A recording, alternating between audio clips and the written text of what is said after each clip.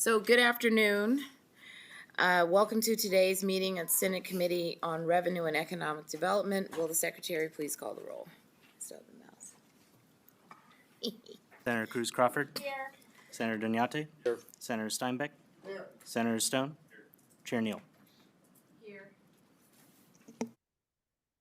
All right, so we have all members present, so we have a quorum. I would like to welcome our audience members here in Carson City. If you have a phone, please silence it. I would like to also welcome our listening audience over the internet. Today, we only have one bill to hear. It is Senate Bill 461, and I will go ahead and open the hearing for Senate Bill 461.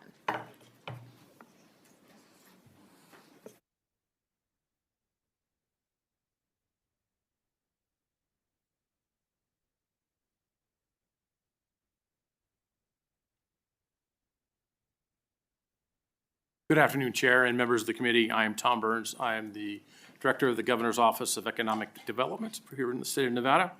I'm proud to introduce the Governor's Nevada Forward Economic Development Policy Reform Act, a bold step to modernize our incentives and position Nevada to compete for the diverse, high-quality industry our economy needs, a desire shared by many of you in this room. This effort is more than about business attraction. It's about building stronger communities and raising the standards of living for all Nevadans. SB 461 reflects months of collaboration and research involving economists, regional development leaders, trades, developers, state agencies, and communities. It's a research-driven, community-focused approach rooted in real-world input. Nevada is at a pivotal moment. This legislation is about creating lasting, innovative careers for our workforce and strengthening our long-term economy for resilience for all of Nevada. To present the details, I'm going to turn it over to GoEd's Deputy Director, Dr. Dorian Stoneberger, who's played a key role in shaping this effort from the start. We will also be joined by key partners who've contributed to and will be impacted by this work. Thank you for your time. Thank you, Chair Neal, members of the committee. Dorian Stoneberger for the record. The Nevada Forward Act introduces strategic alternatives and complementary tools to Nevada's current business development incentives by building in public-private partnerships. First, within sections 3 through 5 and 13 through 15, the Act proposes a new structure where the value of a tax deduction for a qualifying company is based on the value added to our communities. These criteria consider elements such as providing even higher wages, 100% insurance coverage for employees, a housing assistance program, building infill development or in opportunity zones, working with our Nevada systems of higher education institutions, and hiring Nevadans. The modernized framework also prioritizes high-impact industries, including advanced manufacturing, clean energy, water, and biotechnologies, and national security, which all create stable, permanent, high-wage jobs that stimulate innovation as well as our tax base.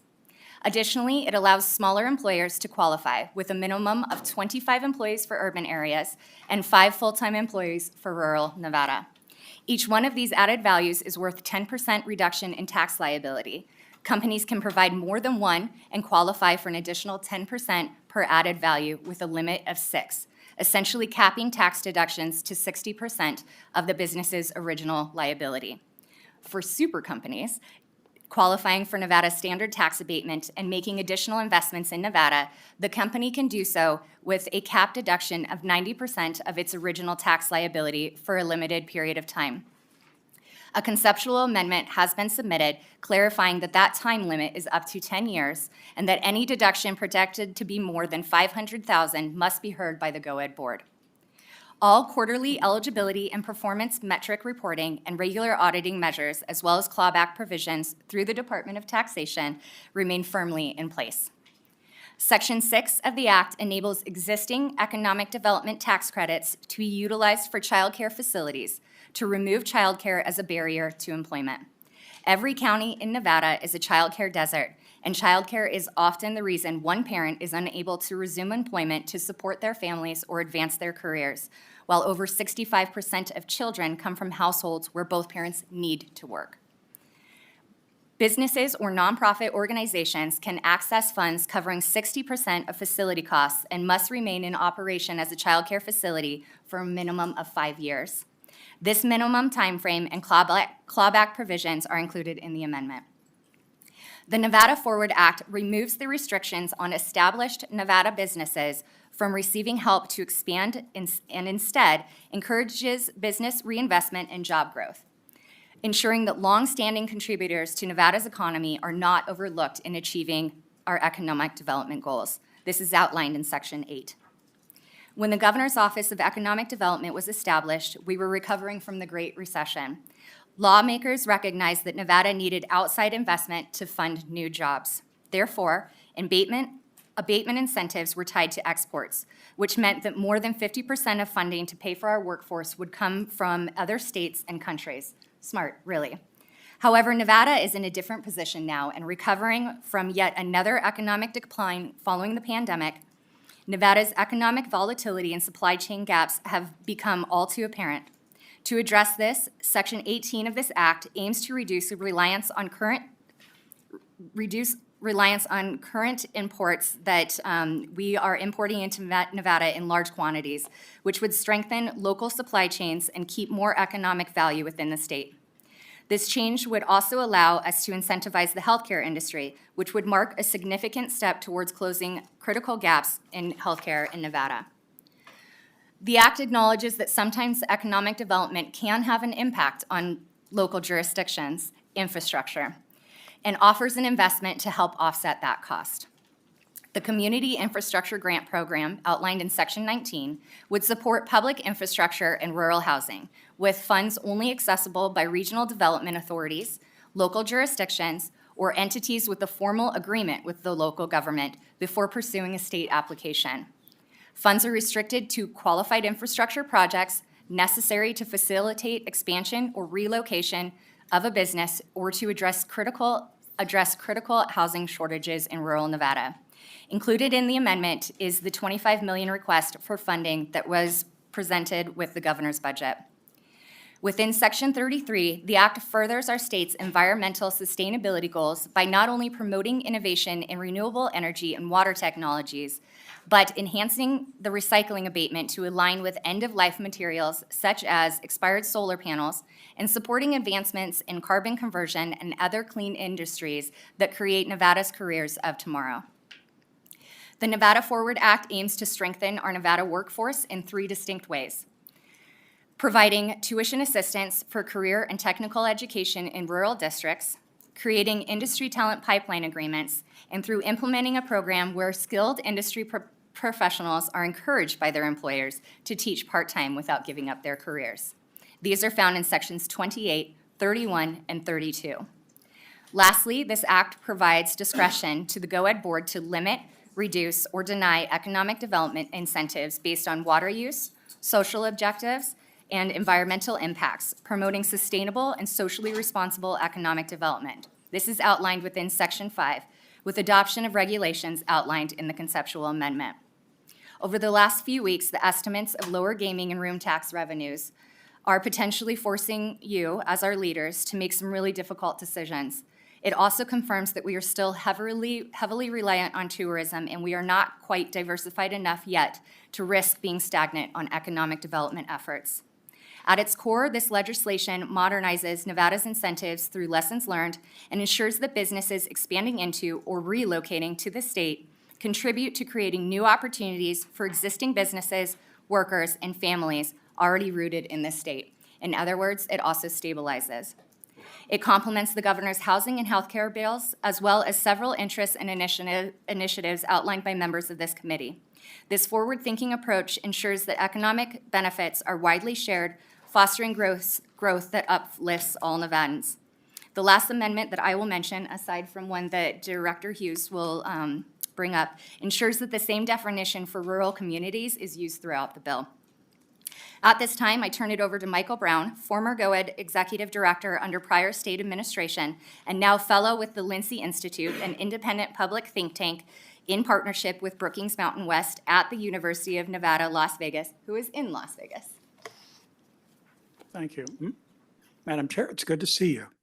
Members of the committee, like I say, I was a director at GOAD for 4 years, now at the Lindsay Institute. This bill results from 18 months of work by the Las Vegas Global Economic Alliance, GOAD, the Lindsay Institute, the Southern Nevada Working Group Forum, with input from all of Nevada's regional development authorities in urban and rural Nevada. I'll provide a brief policy perspective on economic development, kind of where the puck is heading now in this game, and focus on Section 19, the Community Infrastructure Grant Program, and Section 2/18, the Import Substitution Provision. For those new to this committee, Brookings Mountain West and the Lindsay Institute did the foundational research to guide Governor Sandoval and assist the legislature in creating GOAD and the state's economic development system. In 2024, we released a report, the Southern Nevada Regional Industrial Study, documenting Southern Nevada's weaknesses when competing with the coordinated economic development regimes in Southern California, the Utah Wasatch Range, particularly in the southern part of Utah, and Arizona Sun Corridor. This weakness undercuts the Southern Nevada region's ability to compete for federal resources available through the CHIPS and Science Act, the Inflation Reduction Act, and the Infrastructure Investment and Job Act. Now, even before the pandemic struck, experts were urging states to reform incentives and focus on place-based economic development, tying business growth to community development, workforce training, and infrastructure. Since then, states like Utah have led the way with this new approach, while others have continued just to rely on tax incentives. Based on my time leading GOAD, crafting the state plan that was adopted in the Lombardo administration, and the work we've done at Lindsay, and I think SB 461 offers a creative balance and the best path forward for updating Nevada's economic development program. We are in a period of new national industrial policy. Free trade has given way to this new national industrial policy with priorities of reshoring manufacturing. It is now an economic and national defense imperative.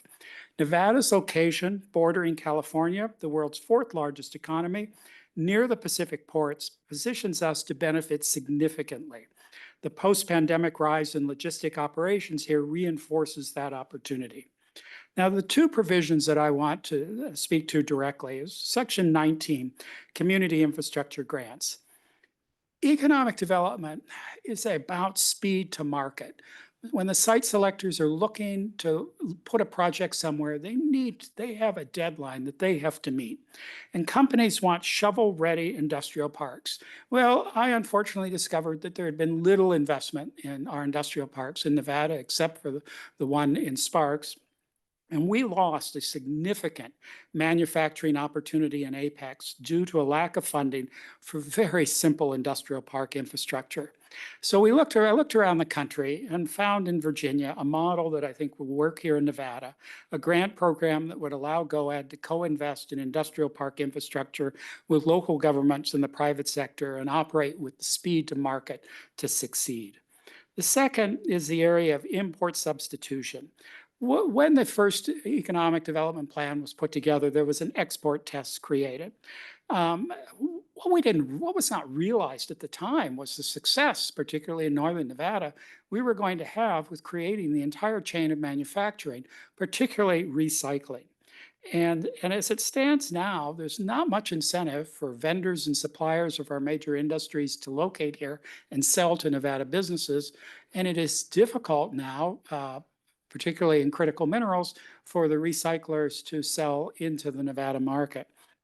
And so this would change this, and it would actually revive a 1970s industrial proposal that was made in Southern Nevada about making sure we amplify and grow the horizontal parts of our industrial base here. And then I have to tell you, this was a particularly vexing problem for my dear colleague, Mr. Bob Potts, because we really wanted to build the entire manufacturing chain in Nevada where one company could have the ability to sell to another. That concludes my remarks. I'll now turn it over to Shelley Hughes, the Director of Nevada's Department of Taxation, to walk through the procedures, the auditing measures, and many of the other measures outlined within the Act. And I appreciate the opportunity to be here today. Thank you. Good afternoon, Madam Chair and members of the committee. I'm Shelley Hughes, Executive Director of the Department of Taxation. I will be summarizing the various provisions of the bill that authorize the partial deductions that will be administered by the Department of Taxation. These partial deductions will be administered in a similar manner as abatements and partial abatements. I will also briefly touch upon the department's role with the transferable tax credits authorized in this bill. In Section 13, 14, and 15 of SB 461, NRS Chapters 361, 363B, and 374 are each amended with a new section to allow for partial deductions of personal property taxes, modified business taxes for general businesses, and taxes imposed on gross receipts of eligible machinery or equipment. A person or an employer who intends to locate or expand a high-impact business in this state can apply for the partial deductions with the Office of Economic Development, or GOED. If GOED approves a partial deduction of one of these taxes, the partial deduction is for a duration of at least 1 year, but not more than 10 years. Furthermore, Section 3 of SB 461 provides for the administration of the deduction, the limitations on the deduction, and the calculation of the deduction. Specifically, Section 3 requires GOED to notify the department of any approved application for a partial deduction to a person who intends to locate or expand a high-impact business in Nevada. GOED will provide the amount of the deduction that is applicable to NRS 363B or 374 to the department, and will provide the amount of the deduction that is applicable to NRS 361 to the county assessor. The partial deduction is not to exceed 60% of the total amount of taxes that the applicant would have otherwise owed during the 10 years following the effective date of the deduction, or not to exceed 90% if the applicant also applies for and receives a partial abatement of taxes under existing law as authorized pursuant to NRS 360. If a business that has been approved for a partial deduction fails to meet the required criteria in Section 2 of the bill, fails to meet any criteria for which the business was receiving a partial deduction in Section 3 of the bill, or ceases operation prior to the time listed in the agreement, subsection 11 of Section 3 of the bill provides for the recapture process for the business to pay back the amount of the partial deduction before the failure of the business to comply. Repayment of interest is also required. The business will not be required to pay back the amount of the partial deduction if the business appeals the decision of the department and the Nevada Tax Commission determines that the business substantially complied with the terms of the contract. Section 4 requires any person who claims an abatement, partial abatement, or partial deduction to submit to the department a report 30 days after the end of any calendar quarter in which the person claimed the abatement, or partial deduction during the preceding quarter. The report must include certification by the person that all requirements have been met and documentation showing the person complied. If the person used a special exemption certificate pursuant to NRS 360-7575, the report will serve as the return for any sales and use tax owed during the calendar quarter and must be accompanied with payment for any tax due. The report submitted pursuant to this section may be used by the department for the purposes of auditing compliance with the abatement and/or deduction requirements of the business pursuant to NRS 360-755. The proposed amendment will change any reference to calendar quarter or quarter in this section to reporting period, as some taxes are reported monthly and others are reported quarterly. Section 6 provides that a project for a new or expanded child care facility is eligible for transferable tax credits, and GOED approves the certificate of eligibility. The eligible credit cannot exceed $12 million for each fiscal year. Beginning July 1st of odd number years, if GOED does not approve an amount equal to the amount authorized for that fiscal year, the remaining amount of transferable tax credits must be carried forward to the next fiscal year of the biennium, and will only be available for approval during that fiscal year. No credits can be approved after July 1st, 2045, and no credits can be used before July 1st, 2026. Once GOED approves an application for transferable tax credits, GOED will immediately forward a copy of the certificate of eligibility, which identifies the estimated amount of the tax credits to the applicant, the department, and the Gaming Control Board. GOED will determine whether all requirements are met, and if so, will notify the applicant and require the applicant to make an irrevocable declaration of the amount of transferable tax credits that will be applied to the modified business tax imposed in NRS 360A and 363B, the gaming license fees imposed in NRS 463, 370, the insurance premium tax imposed at NRS 680B, or any combination thereof. GOED will then certify to the department and the Gaming Control Board that the amount of transferable tax credits approved will be deducted from the amount of credits GOED is authorized to approve for that fiscal year. If the tax credits are transferred, GOED will notify the department and the Gaming Control Board. The credits expire 5 years after the date they are issued. The department's role for these tax credits is similar to the other tax credits in that we track the amount of any credits authorized, used, or transferred. The department is given the authority to investigate whether a business qualifies for an abatement, partial deduction, exemption, or deferral in Section 7 of the bill. If the department finds that the person does not meet the eligibility requirements, the department will notify GOED and take any other necessary action, such as initiating the recapture process.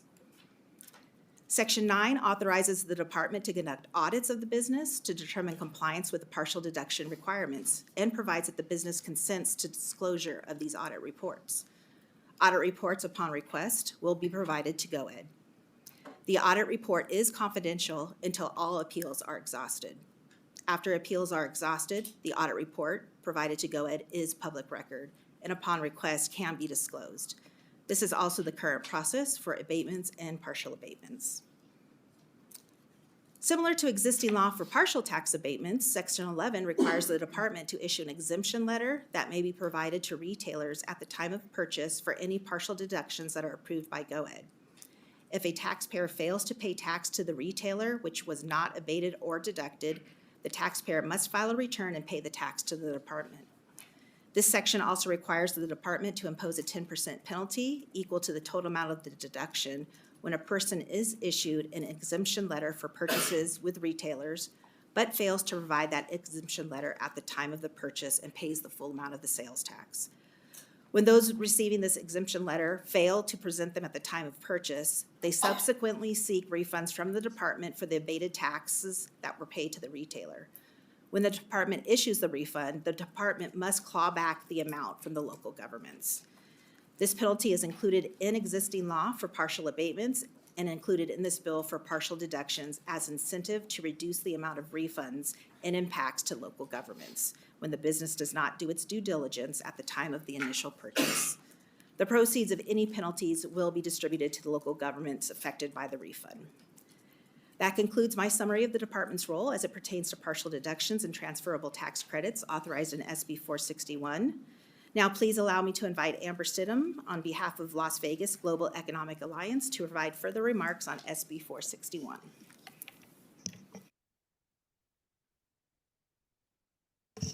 Good afternoon. My name is Amber Stidham, and I represent the Las Vegas Global Economic Alliance, the nonprofit regional development authority serving Clark County. We are one of 8 RDAs contracted by GOED to support statewide economic growth efforts. Organizations like LVGEA are charged with attracting diversified targeted industries that align with regional growth sectors. Our goal is to recruit companies that not only create quality, high-wage, and permanent jobs for Nevadans, but also strengthen the regional economy, whether by filling critical supply chain gaps, advancing post-secondary workforce alignment, investing in technology industries that drive jobs of the future and require the types of specialization support provided by local tradespeople to build long-term economic stability for working families. A strong example in Southern Nevada is Haas Automation's investment, which has already helped catalyze workforce training efforts and drive supply chain growth in the region. Or partners like Western States Contracting, a statewide company competing for next generation to invest in Nevada, who believes that this proposal can accelerate infrastructure development, streamlining project delivery, and aligning state tools with private sector speed, without which Nevada risks falling behind more aggressive states like Arizona, Utah, and Texas. Our strategic priorities are informed by GOED's long-term data-backed population and economic forecasts. Coupled with sector-specific growth analyses, we then further localize our efforts to identify subsectors where, in our case, Southern Nevada has a unique competitive advantage. And for instance, the LVGEA board recently recognized the unique opportunity for Southern Nevada to target the biotechnology industry, drawing from our local tech employment base and advancing healthcare, which we so desperately need. Our work is conducted in close collaboration with municipal, economic development staff strategies, and private sector partners. Selling Nevada to prospective employers is a team sport. It is increasingly challenging, even with Nevada's favorable business climate and proximity to the world's largest economy, which is right next door to us. In fall of 2022, LVGEA commissioned an independent comparative analysis of economic development incentive programs across the southwestern United States. And the findings were pretty stark. Nevada's offerings often pale in comparison to peer states, including, surprisingly, California, particularly in areas critical to business attraction. So why does this really matter? For companies making an expansion or relocation decisions, the availability of competitive incentives can offset major initial expenditures such as land acquisition, the construction, energy, utilities, workforce hiring and training, infrastructure improvements, and so on. These offsets can make the difference between a company choosing to create the careers in Nevada or choosing another state. And the process, as mentioned, is highly competitive. To use an analogy, I think it's funny, but it's kind of like dating, where you find an ideal company suited for your community, but rarely you're the only suitor. And organizations like ours frequently follow up with prospects that choose not to locate in Nevada, and some of them, never respond. But when we do receive the feedback, the cost is always an overwhelming deciding factor. And I'll give you for example, a recent technology company considering Southern Nevada proposed a $50 million capital investment project that would have created 250 jobs paying $100,000 or more annually. And the incentives, Nevada could incentivize approximately $1 million over the course of 10 years. That's about $100,000 per year. And by comparison, in competing with other states, Texas incentives totaled $3 million. Arizona totaled a little more than $5 million. So unsurprisingly, the company chose Texas in this case, which also offered some other incentives. But these are the types of high-paying jobs that Nevadans deserve, and those careers are going elsewhere, and so are those corresponding tax revenues for our state and local governments. Over the past year, LVGEA conducted outreach to national site selectors, real estate developers, data analysts, and our local economic development partners in our community. And the feedback is clear that focusing on both traditional industries and the emerging sectors outlined in this proposal will significantly strengthen Nevada's competitive position while meeting the diverse work needs of our growing communities. And we are grateful to the governor, to GOED, and our working group that worked really hard on this forward-looking proposal that looks to support residents in diverse industries throughout all of Nevada. Now allow me to introduce Taylor Adams, the President and CEO of the Economic Development Authority of Western Nevada, for final remarks. Thank you.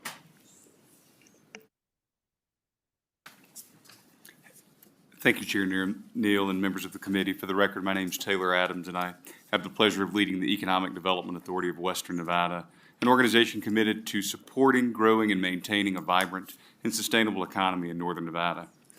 I could not be happier to present to you what I believe are some amazing opportunities for Northern Nevada in the Governor's Act. Northern Nevada's early investments in advanced manufacturing in the lithium supply chain, what many now call the lithium loop, helped our region recover from the pandemic faster than much of the country. But this momentum wasn't accidental. It came from a broader vision to build each stage of the lithium loop here in Nevada and lay a foundation that benefits the entire state. We are still in the early stages of building a truly domestic mineral supply chain, and while Nevada has a head start, other states are moving aggressively to compete. SB 461 is designed to keep us in the lead by addressing current supply chain gaps while reinforcing our clean energy and environmental goals. For instance, while we're already extracting lithium from Nevada's ground, we don't yet have the in-state refinement capacity we need.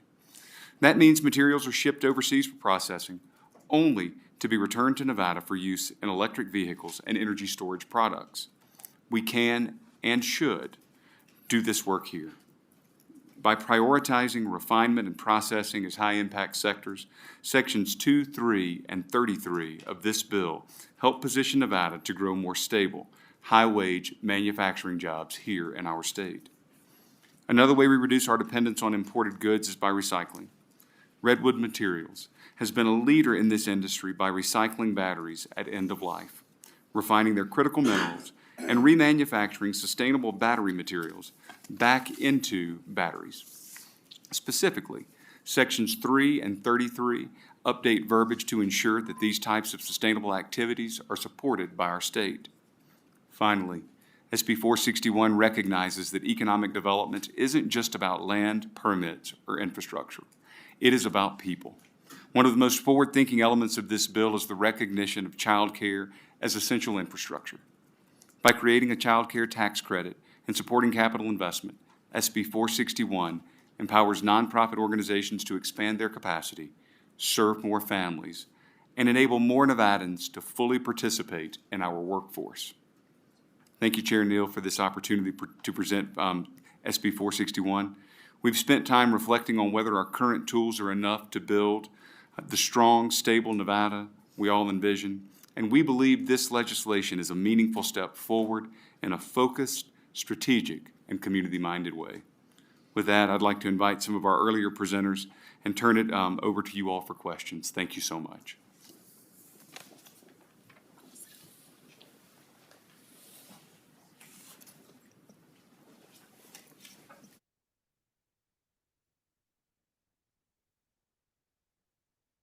So I know I'm going to have a question for Department of Tax, but it's not now. So I'm going to let the members ask questions.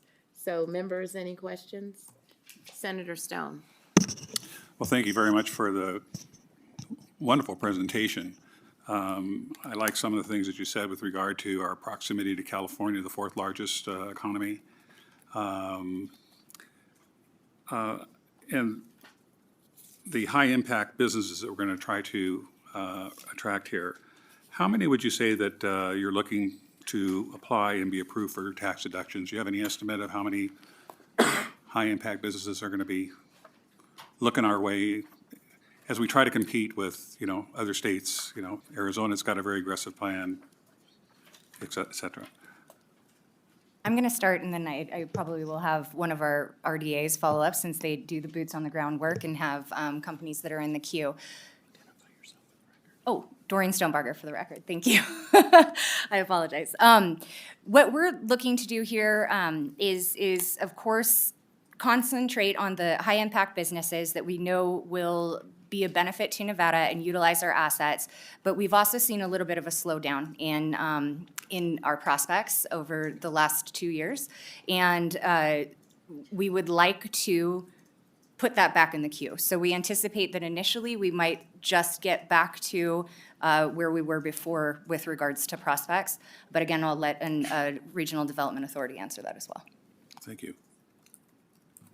Senator, for that question through the chair to you. Amber Stidham. Sure, thank you. Amber Stidham with Las Vegas Global Economic Alliance. For our particular organization, I think we could anticipate that about a third of the prospect pipeline that we currently have might be interested in pursuing something like this if we were to move forward. Generally speaking, in Southern Nevada, we're taking a really targeted approach at looking at biosciences, financial services, technology, cybersecurity, advanced manufacturing, things like that. Over the last few years, we've seen a significant shift, especially toward, obviously, advanced manufacturing, but things like technologies and biosciences that are on the cusp of wanting to come here, but something like this could have them establish their business and create jobs here as a result. So the gold standard, I think, in what we're trying to accomplish is bringing manufacturers here. And there's a multiplier effect. So we're talking about incentives to bring manufacturers here, but we could have a dramatic increase in business and business growth as a result of a multiplier effect. Can you elaborate on that a little bit? Senator Amber Stidham with Las Vegas Global Economic Alliance. Yes, and I can give you maybe a quick, for example, generally speaking, in biopharmaceutical manufacturing, since I hadn't mentioned it. We have companies that we've worked together with and that are currently interested in the market because they're want to come to Nevada and bring their jobs here. They want to pursue things like research and development and have partnerships with our Nevada system of higher education. And as a result, they're looking at supply chain providers that they can bring to market once they're fully manufacturing here for distribution and the manufacturing of stuff. So you are correct that it does build an ecosystem in doing so, yeah, and making the investment.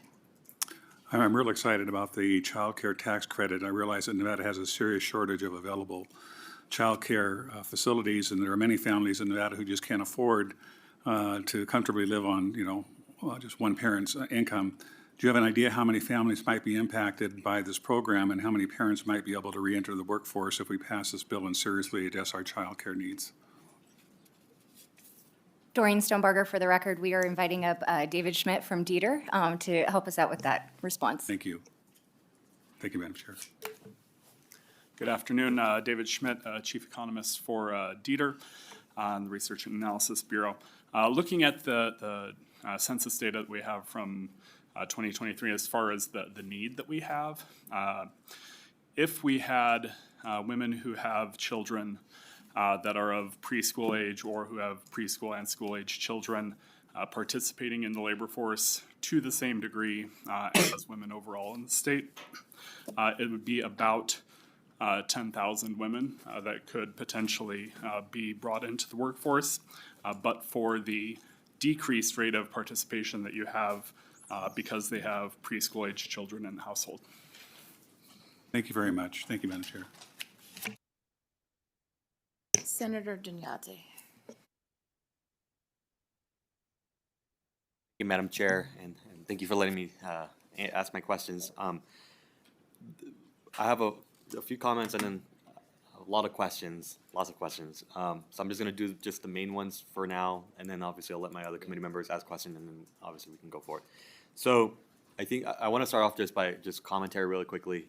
I think the things that you're tackling in terms of diversifying our economy, taking advantage of what we have at our disposal, right? Addressing childcare is noble because, as we know from our constituents, childcare is a very essential issue that affects all of us regardless of political lines.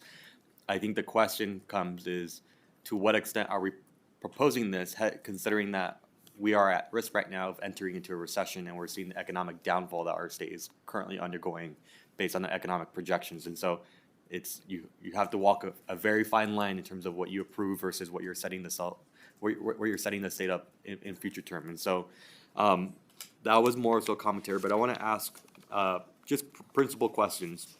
I want to talk about, on page 7, we start to talk about the average wage, right? I think on page 7 at the top, I'm looking at line 3, talks about 100% of the average statewide hourly wage as established by Dieter, and then page 8 uses a similar language, except it's 150%, right?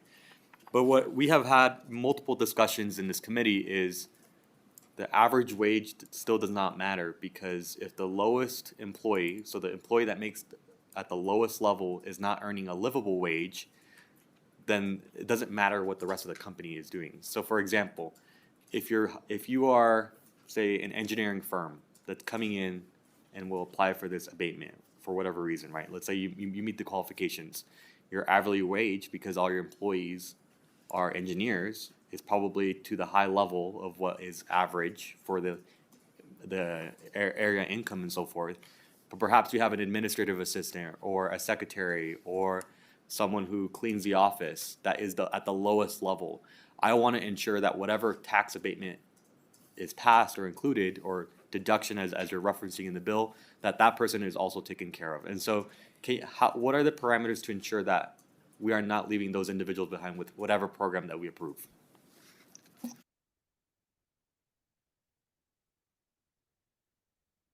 Thank you for the question, Senator. I do understand because it is a weighted average. The weighted average for the incentive to be at 150% would also raise all of the wages for that organization. But we are also trying to address multiple things within this bill by incentivizing other things that the company can provide to the individuals. So whether it is the higher wages, whether it's the 100% insurance, whether it's a housing assistance program, all the way across the board for all of the employees. So we're trying to address it in multiple different ways throughout this. Chair, might follow up? Okay, that's perfect. That's exactly what that's what I was interpreting as well. But then that leads me to the question of, okay, so if we are in agreement that we are going down that path of looking more at the benefits of when you receive this job, what qualifies for it. So I want to go now to page 8 and page 9 of the bill. So in page 8 of the bill, towards the end, right, it says for the duration of the partial deduction, and if you can clarify for me the difference between deduction and abatement, because I think it goes back and forth, and so that would, just as a quick note, the clarification for that. But we go into offering a health insurance plan for all employees that will cover the entire amount of premiums and so forth for the employee. So first and foremost, thank you. I think I have been on this committee referencing that it is unfair that we approve tax abatements and so forth, programs, incentive programs, and yet employees still fall in the lines of Medicaid. And so what I would like to ensure is that the health benefits that an individual is receiving is not just no premium. It has to be a quality benefit. So my recommendation would be to ensure that it's a low deductible plan, right? That we're also covering, and this is where language is important. On the first line of page 9, it says the employee's coverage. It mentions nothing about their covered dependents, right? And that's ultimately why some folks usually do not register with their employer's health insurance, because it's still unaffordable for their family to be taken care of. And so that also needs to be reflected. And then I think the main question that is why I'm mentioning this is if we learn that the employee still ends up on public assistance, then what are the clawback provisions that GoEd and so forth is going to take in terms of action, right? Are you going to make them pay it back? Are you going to revise what they were approved for, right? Because we don't want a situation where we end up 2 years later and saying, well, we should have cut this from the beginning, but now we already approved them, so it's a little bit too late to come back to that. So what assurances can you make that these benefits are actually worthy of being approved? I like thank you, Senator Doreen Stonebarger, for the record. I like the ensuring that they're worthy of being approved. So we've taken note of some additional changes that we can make, and we're happy to talk with you to make sure that those proposed amendments are what you were looking for and what would cover the individual. I don't want to speak too much in detail until I know whether or not you could have a clawback for the employee choosing when 100% is being offered to them. I'm unsure what would be appropriate with regards to that. Thank you. I think the question was not if the employee decides to decline it. What I'm trying to say is the benefits that you approve for the company are still not. So let's start from the beginning, right, of my line of questioning. If we are going to abate taxes or make deductions for certain companies, the exchange, right, that we are agreeing to is that they are bringing jobs, that it's going to diversify the economy, and these are good paying jobs, right? The question is what makes them good? And so that's why I'm asking that the state, if we're going to be making some sort of commitment to these companies, that the commitment from the companies themselves is that we are not going to, and we are going to ensure that we're going to take care of our employees so that they don't end up on public assistance. And if we do get on public assistance, what are the penalties for that company? That's really more of the question. It's not if the employee chooses to go on to Medicaid and so forth. They have the freedom to do so. It's why are they being put in that situation? And it's I want to make sure that the company is meeting their requirements and so forth, so that we're not in this back and forth. Senator Stephen Wood, for the record, with GoEd. The only thing that I would add to that, and I know you understand this, I just want to put it on the record, is that if a company agrees to something in their contract with GoEd for any kind of a tax incentive, that then goes to the Department of Taxation, which I know they're here, and if there are any specific questions about how that works, we can bring them up, but they would be in control of that auditing process just like they currently are. And if a company did not comply with those requirements, that's where the clawback provisions take place. Thank you for that, Chair. I'll continue. Do you want me to keep going? Or? I mean, so there was an initial question. He asked the difference between a deduction and an abatement. That was not answered. Can you please break that down? Doreen Stonebarger for the record. If we are talking about it just being a reduction, then they are similar. However, they are functioning different. So with our tax abatements, we are asking a company to meet certain criteria, and then they are qualifying for a set tax reduction. In this, your tax reduction is based on each criteria that you're meeting, so it's functionally different. But it is a reduction in taxes. Say that one more time. So a deduction is what again? I'm saying that the two operate differently. So they are both reductions in taxes, but for a tax abatement, you meet certain criteria and then you qualify for a preset reduction. In this, you are meeting criteria that then qualifies you for each 10% reduction. So it functions differently. I might add, Amber Stidham with LVGEA. I would liken it to almost like a little bit of a one-size-fits-all for all qualifying companies for an abatement program for an already pre-planned deduction in taxes, as where this is really trying to target the added value that a company is bringing and providing to their employees and the level of investment, where the credits can be an a la carte menu item that can be added on pending their level of investment into the community. Update. Functionally, I still don't see the difference. Functionally, right? So if we're talking about, because the bill touches several chapters, right? So let's say we're just in the general abatement chapter. A deduction is inserted as like it's commas, so it's like a deduction, comma, abatement. And so you're saying it functions differently, but it doesn't appear to function differently in outcome, right? And you're calling something, it was like, I want to call it, it's still a duck, but I want to call it a duck with wings, I guess. But it's a duck. So I don't understand the whole abatement deduction, and I don't really want, because I'm going to ask several points on this. But if we're wordsmithing, right, and really the outcome of the chapter in the NRS is exactly an abatement, meaning you will not pay a set of taxes because the tax is being abated, whether or not it's a portion thereof, because the existing abatement, there were certain criteria that were in existence in order for the tax to be abated. So functionally, I don't see the difference, but we can haggle over that in 15 minutes. So Senator Dunyate, or else I'm gonna just do a round. And so Senator Steinbeck and then Senator Cruz Crawford. Thank you, Madam Chair. Thank you for the presentation as well. And you've answered this partially, but these economic development and tax incentives, can you explain a little bit more how this assists everyday Nevadans and not only in attracting the job creators, but the people that are here now and the businesses that are already here now that are not getting the tax incentives? Can you explain a little bit more how this assists them?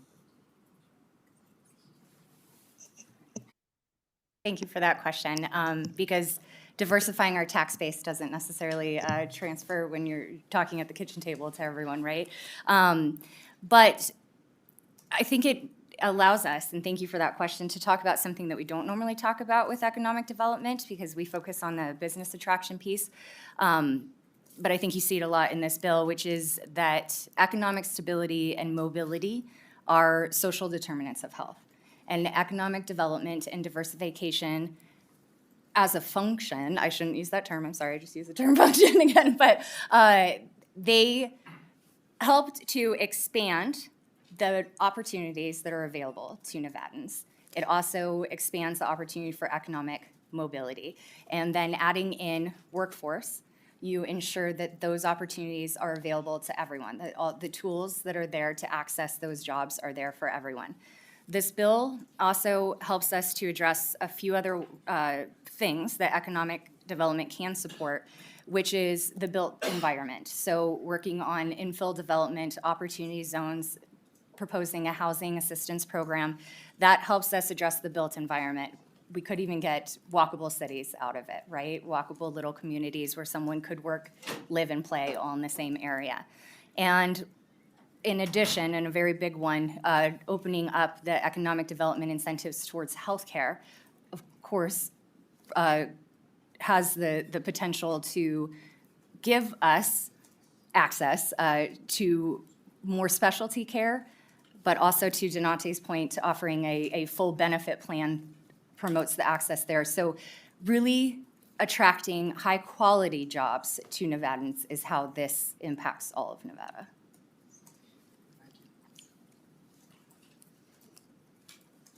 Senator Cruz Crawford.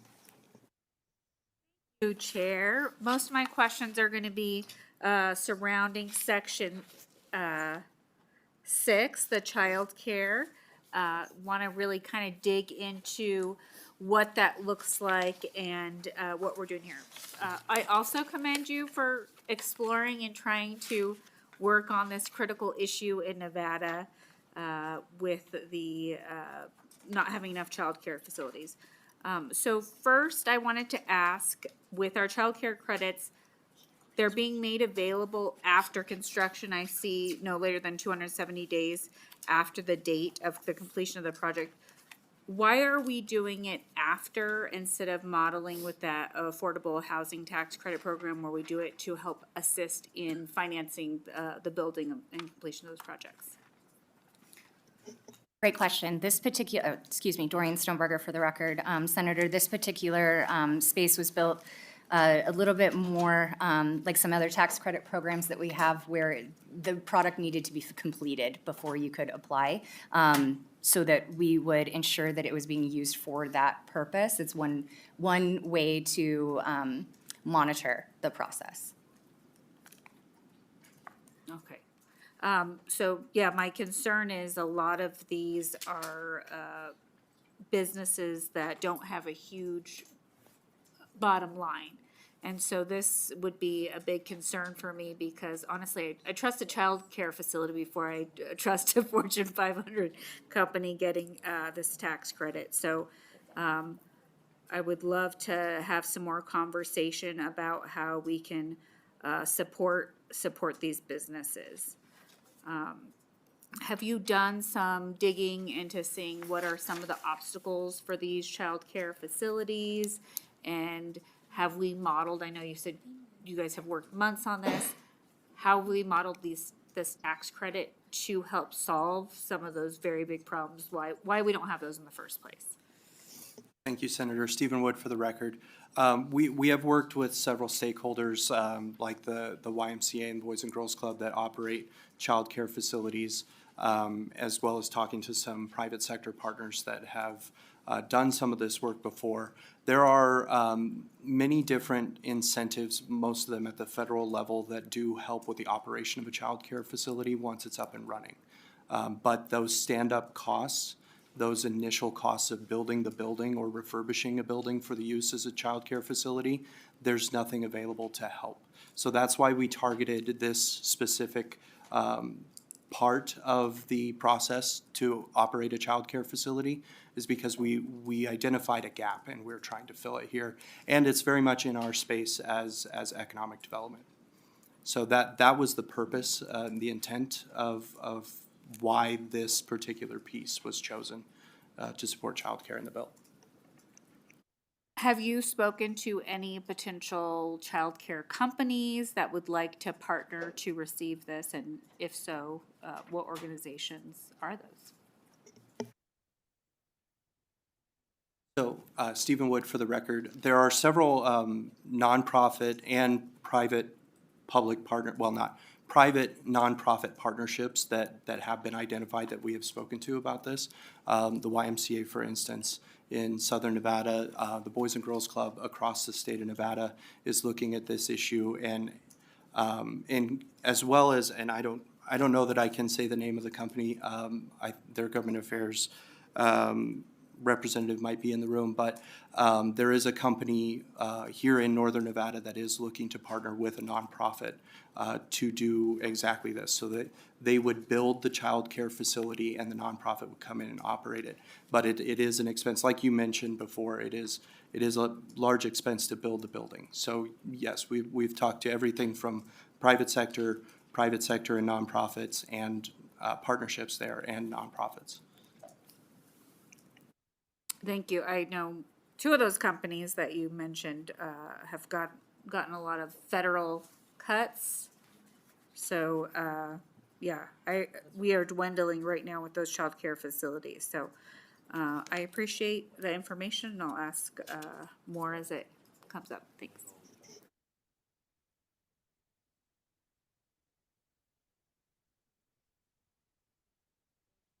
Okay, so I have questions and then we're just gonna do a round. So my questions, I'm section 2, page 6.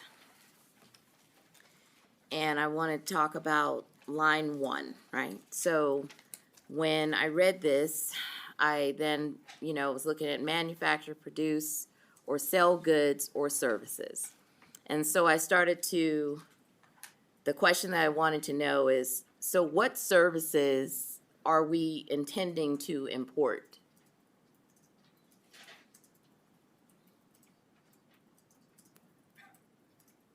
Stephen Wood for the record, thank you for the question. I think that wording is in there as kind of a catch-all. So sometimes a business could provide a product and then service that product. So for instance, if you have a manufacturer in the state of Nevada that needs a certain product that is sold from out of state, let's say California, the company that they buy it from could also service that product. So they are importing that service as well currently. If we were to have that company here in the state of Nevada and they could sell to the manufacturer across the street, they would also then be providing that service as well. Okay, so here's why I didn't read it the way you just explained it. Because the sentence says, or services that are imported into the state in significant quantities as determined by the Office of Economic Development. So if it's a companion, meaning that I have a good, and then I have a service that is a companion to the good that I'm producing, then how does it become a significant quantity?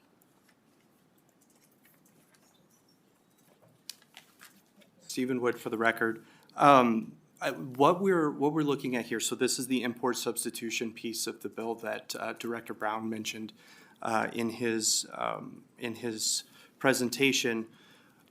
When we're talking about significant quantities, we are talking about that import substitution piece that requires that 50% or more of the goods that a company that is here in the state of Nevada that receives a tax incentive that has to be sold outside of Nevada, right? So when we're talking about significant quantities, we are looking at that standard. Okay, and so I'm going to get a little philosophical here on you for a minute, because then when I saw the services language and was outlining, I started to think, okay, we don't tax services in Nevada. So if we don't tax services in Nevada, are you then opening the door? This is me getting in my tax philosophy. Then are we carving out, are we opening the door to tax services in Nevada? Because you're going to give an abatement to services because it's an or statement. So or meaning it could also be individual services that are then imported here. And then when I researched it a little bit more, I was like, okay, they pay other taxes, but generally we don't tax services. So what were you really thinking here? Because you have your explanation, and I understand that. But or statements mean it is either or, meaning it could just individually be services itself. And so just talk to me about kind of like the tax philosophy of I'm 1A. Stephen Wood for the record, and I'll make a statement and then maybe someone else up here would want to elaborate. But what we're looking at here is not the service itself, but the company that provides the service. So we're looking at the qualifications for the company to come here and receive a tax incentive that would provide the service. We're not talking about the taxes imposed on the transaction of the service itself. Okay, so does the service industry fall into a critical need of what we need to have imported? Stephen Wood for the record. In the bill here, I think it's, if you let me read for just 1 second, we're looking at, in the very next section, we're looking at companies that fit into our target sectors as identified by the state plan. Okay, all right, okay. Madam Chair. No, oh, where are we at? Michael Brown? Yeah, I was just Michael like, Brown, thank you. because I was I gonna think- move on, but if you would Oh, like okay. to Nope, elaborate and, no, dig in, let's go. I'll just say also, we have large indigenous industries in gaming and mining with extensive vendor and supply chain networks that provide both goods and services. And so some of this is also to try to attract some of those companies to locate here in Nevada, which was the strategy that was first discussed in Southern Nevada back in the 1970s. The second also is there is a little bit of an experimental portion here of what can we do to attract more healthcare services to the state. When we did a quick survey at Lindsay as to what states offered for healthcare services and discovered that most states didn't have anything in this activity because none of those states had grown at the rapid rate that Nevada had grown at. Our healthcare sector is a generation or two behind. And I know that LVGEA has prioritized our healthcare sector as a major priority. So I think that provision is also there to try to help us do work in the healthcare sector. Thank you for that. Thank you. Yeah, no, good answer. So next, still on same page 6, I'm going to line 7, where it says the critical to the economic security of the state without limitation, critical mineral processing, all right? And so literally here, I was like, well, let me refresh my knowledge on mineral processing, because my understanding is that historically and currently, we have not allowed mining to be a part of abatements, and they have been exempt. And then when I looked at the definition, I went to the Nevada Department of Taxation, and maybe Ms. Hughes can come up and break down what is mineral processing. But when it was really spelled out, it was mining. And so I was like, are we removing the exemption that now mineral processing is an accepted activity when historically, even in the GOED plan, it has been exempted? So I really want to understand that, because the way mineral processing is defined, it is mining. So we're gonna have your private corp, yes? Chair, for the record, Taylor Adams, I hope not. The intention of mineral processing in this case is really, as I'm remembering it, to address lithium. So it's important to know, obviously, we all reckon, and speaking on behalf of Northern Nevada in this case, obviously, we're working very hard to uncover and explore some of the lithium veins that have been found in our state. Right now in the present, as that lithium comes out of the ground, 100% of it will have to go to Asia for processing, and then we would have to buy it back. We do believe that no one in the union has established the domestic refining of lithium to date. And we have a number of manufacturers in Northern Nevada in particular that are using this ore every day. What we're trying to do here is be the first in the union to be able to establish this critical resource, which is also necessary to us creating a domestic supply chain, an exclusively domestic supply chain for this mineral. And so I can't speak to the language specifically in the proposed draft here, but I can offer, I believe, what the intention was, which was to bring this home. Thank you for that. Can Ms. Hughes come to the table, please? Department of Tax, thank you. I appreciate the intent. So, and Ms. Hughes, you have your laptop. That's so wonderful. Because I want you to read to me what, on Nevada Department of Taxation, what have you defined as what falls under the mining exemption?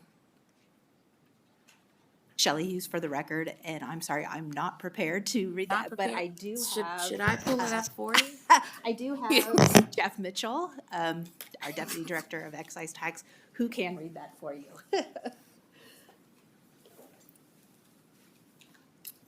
Just trying to pull it up on my phone. Oh, I'll give you time. Do we need to roll back to this question and I let Senator Dinyate go? Or would you like, yeah, I'll give you the time because I have to get that answer. So what we can do is you look up what you need to look up. I'm gonna let Senator Dinyate go. We're gonna compare what I see on the Department of Taxation website under mining. We could even go to the Minerals Division, and then we can just work from there. And then, so what I will do, you don't move, because he has different questions. Senator Dinyate. Thank you, Madam Chair. Before I go into my questions, I just want to correct the record. I think there was some discussion as to how healthcare entities would come into this state and how we can incentivize the spur of the growth of healthcare. You know, as someone who does strategic planning in healthcare to build facilities in healthcare in this state, I think the best way to do that is through workforce. It's not abatements for facilities. You can build a big, beautiful clinic and a big, beautiful hospital, but if you don't have the workforce to take in those patients, it doesn't really matter. And so I just want to make sure that that was clear for the record. I want to spend time talking about the section that deals with the childcare facilities, since I think my colleague to the left of me was talking about that. You know, I think, there's a lot of innovation happening in Las Vegas in terms of childcare, and I'll tell you a quick story. There's a company in my district, Tacotarian, as some of you may have frequented, that what they have done is essentially upstairs or nearby where the restaurant is, their employees take turns rotating, taking care of the children of the employees. It's a non-traditional version of a childcare facility. I want to ensure that that's the type of innovation that we're assisting with businesses that are thinking innovatively to support their own, right? I think those are the ones that need to be prioritized with whatever we choose to do with this legislation. But going back to the comment that I made earlier, right? It's not enough to just open a facility. It's what happens after that. And so how can we ensure that the companies or the nonprofits or whatever entity it is that is coming in to receive these funds or these abatements or whatever we want to call them, that the facilities that are going to be opening are actually affordable to the families that are going to access them. In other states, they've had discussions in terms of putting a requirement of, so for example, I think the threshold is that you should not be paying more than 7% of your household income for childcare. I think that's like a basic premise, but obviously families are spending way more than that. They're spending 10 to 20%. And so what are the provisions to ensure that whoever receives this money is actually being able to provide affordable childcare to families that need it? Thank you, Senator. Stephen Wood for the record. The bill actually does have a provision if an employer were to build a childcare facility and take advantage of this particular incentive, that they could not charge more than 15% of their of the wage of, or the salary rather, of the employee per child. That number did come from discussions, and I don't know if you know more about it, but that number came as kind of a below average of what's paid. And I saw that on page 15. Yeah. But I wanted to make sure that you referenced it. Are you open to lowering that? that's Stephen Wood for the record, that's a discussion that we would be open to having with you and our stakeholders.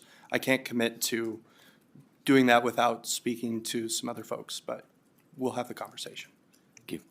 Senator, do you want me to keep going? You can keep it. Okay. I want to pivot now more towards the later half of the bill because I think the middle parts are just conforming language, and so I don't want to get too deep into the woods of that.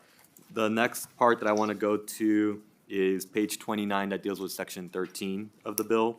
It talks about the thresholds of at least 5 million of business is an industrial or manufacturing business and so forth. Can you just explain to us how you came up with these numbers and what these thresholds in this bill? It's specifically page 29, section 13. I'm looking at line 21, 22, and 23. Doreen Stoneberger, for the record, this is in line with our current abatement structure. That is how it was drawn.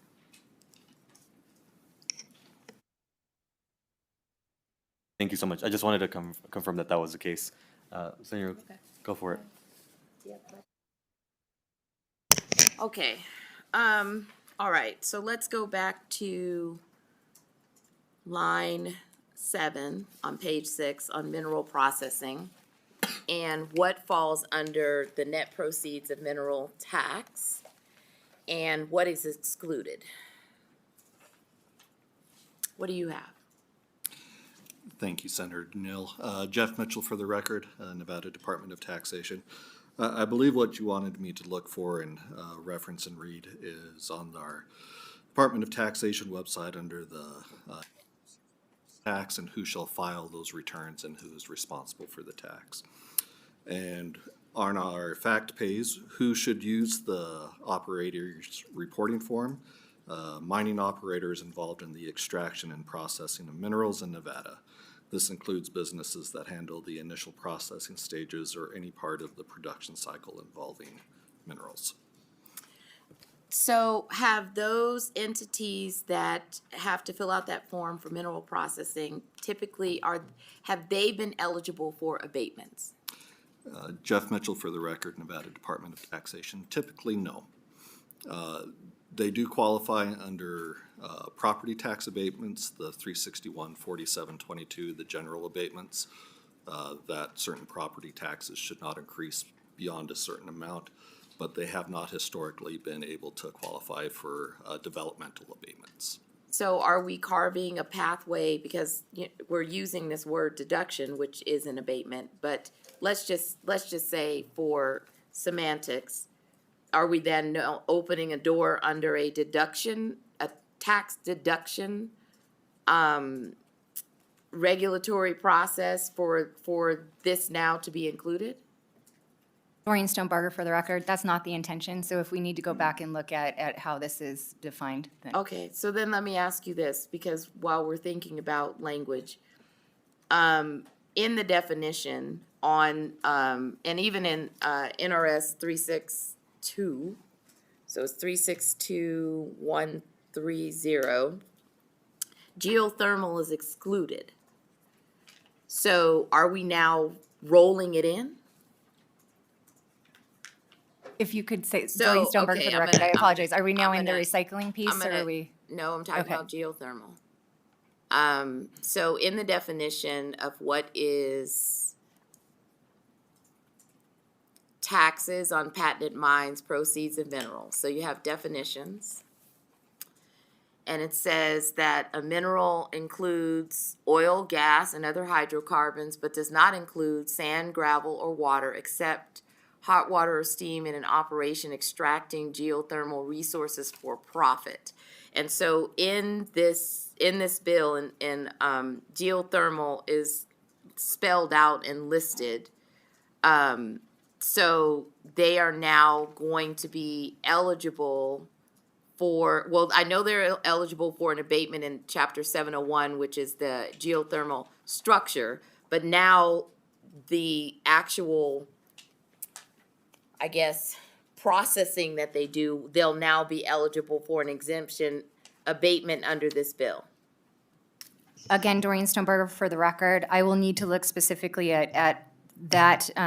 Again, not the intention. This is for the secondary piece after lithium comes out of the ground is what the intention was here. And so if we need to alter the definition entirely, we will. Okay. It's for refinement, so we might need to be more specific. Okay, so it's just for refinement. Okay, so then, all right, so we'll probably come back to that, but I have another question on the same page. So on C, which is line 8, we have closes the gap in supply chain and promotes local production or reduces the outflow of capital from the state. And so my notes, I was like, okay, all right, how do we measure that? Because then I was thinking, all right, what is capital outflow, which is technically capital flight, and break it down that way. So how are you measuring? Business X comes in, and so they come to GoEd, have this conversation, and so we're saying you're reducing the outflow of capital from the state. How do we measure that?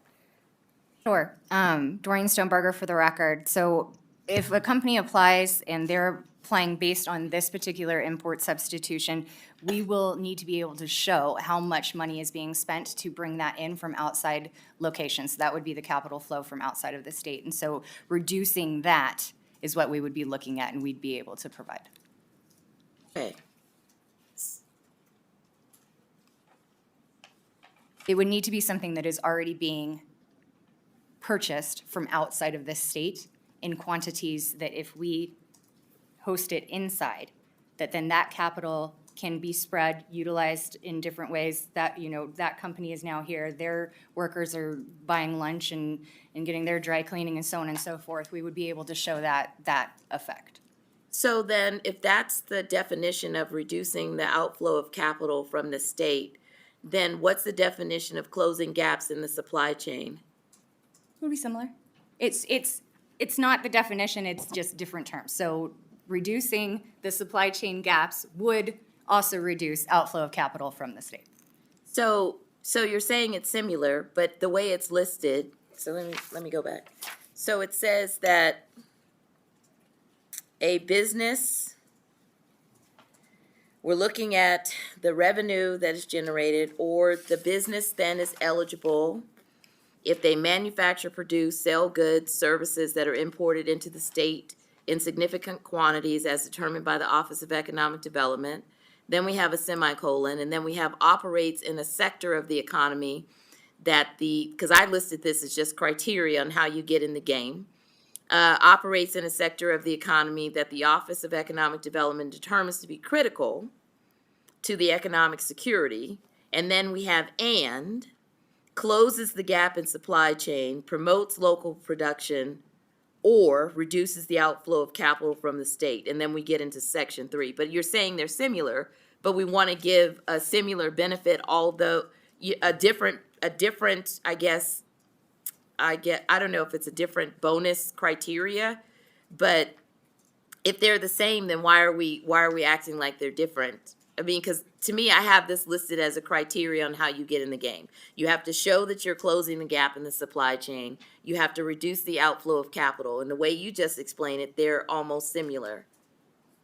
You would be, Doreen Stoneberger for the record, they would be two separate things because one is the supply and one is the capital that's the outflow of the state. And to Michael Brown's point, this also includes the healthcare industry, so that is not a supply that would be provided, that you would be able to show a change in the flow of capital outside of the state. Okay. All right. Okay, I'm going to let someone else ask some questions, and then I'm going to return back to page 6. But Senator Cruz Crawford? Questions all the way through the end. Okay. Thank you. Thank you, Chair. Okay, so I have some questions in regard to the reimbursement, section 28 for programs for the Nevada system of higher education. Who would be managing that reimbursement? Would it be NCHE? Would it be GoEd? Would it be the institutions?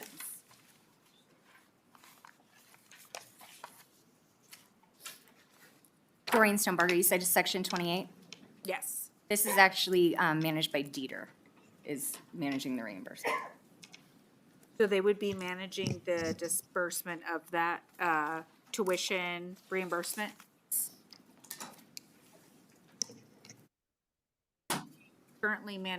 Do they currently manage anything like that, and how's it going?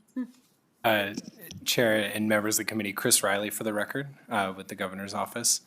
In working with both Dieter and GoEd, and the Department of Education. The intent was to work with Dieter on the funding, but then the day-to-day management of it would be with the Governor's Office of Economic Development, specifically with the workforce development team within GoEd. So GoEd would be, GoEd would be working with, whether it's the businesses or with the students, managing that process and reporting out on that. So they're taking on the burden of the day-to-day and the reporting out on that. similarly, we have some, section 32 also has Board of Trustees of school districts that offer programs of career and technical education to enter in a talent pipeline agreement. Manages that.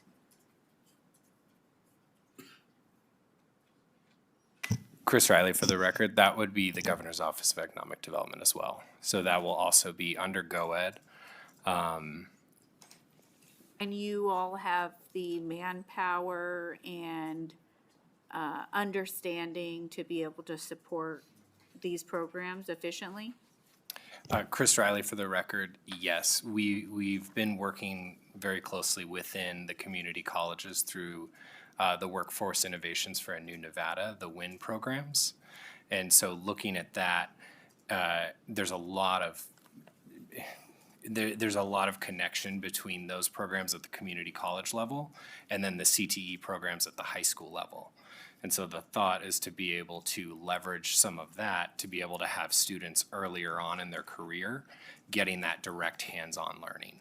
And so this opens that door, and you know, from our conversations, the team is very eager to get into that work based on some of the initial efforts with the community college as well. If I could add, I'm sorry, Stephen Wood for the record. The bill does also require that GoEd work with the Department of Education to establish the programs. So the establishment of the programs would be through the Department of Education, but the management would be through GoEd? Stephen Wood for the record. Yes, so GoEd in its efforts to establish the program will work hand in hand with the Department of Education. And of course, these programs will operate within Department of Education schools, public schools, so that process is hand in hand throughout, but the administration of the program, that day-to-day, the reporting, that administration would happen at GoEd, yes. My biggest concern is with the attempted closing of the federal Department of Education. We're already overburdened so much at our local state, both at NSHE and our Nevada Department of Ed, to take on these extra roles, especially the population we're targeting are definitely low income. And so my concern is, and that's why I want to get on the record, that you all are capable and have the workforce and the knowledge to be able to effectively complete these promises. Chris Riley, for the record, completely understand. That was the initial conversations with Department of Education were, we love this. We are already doing a whole lot of things. So how can you help streamline this for us with those employer partnerships?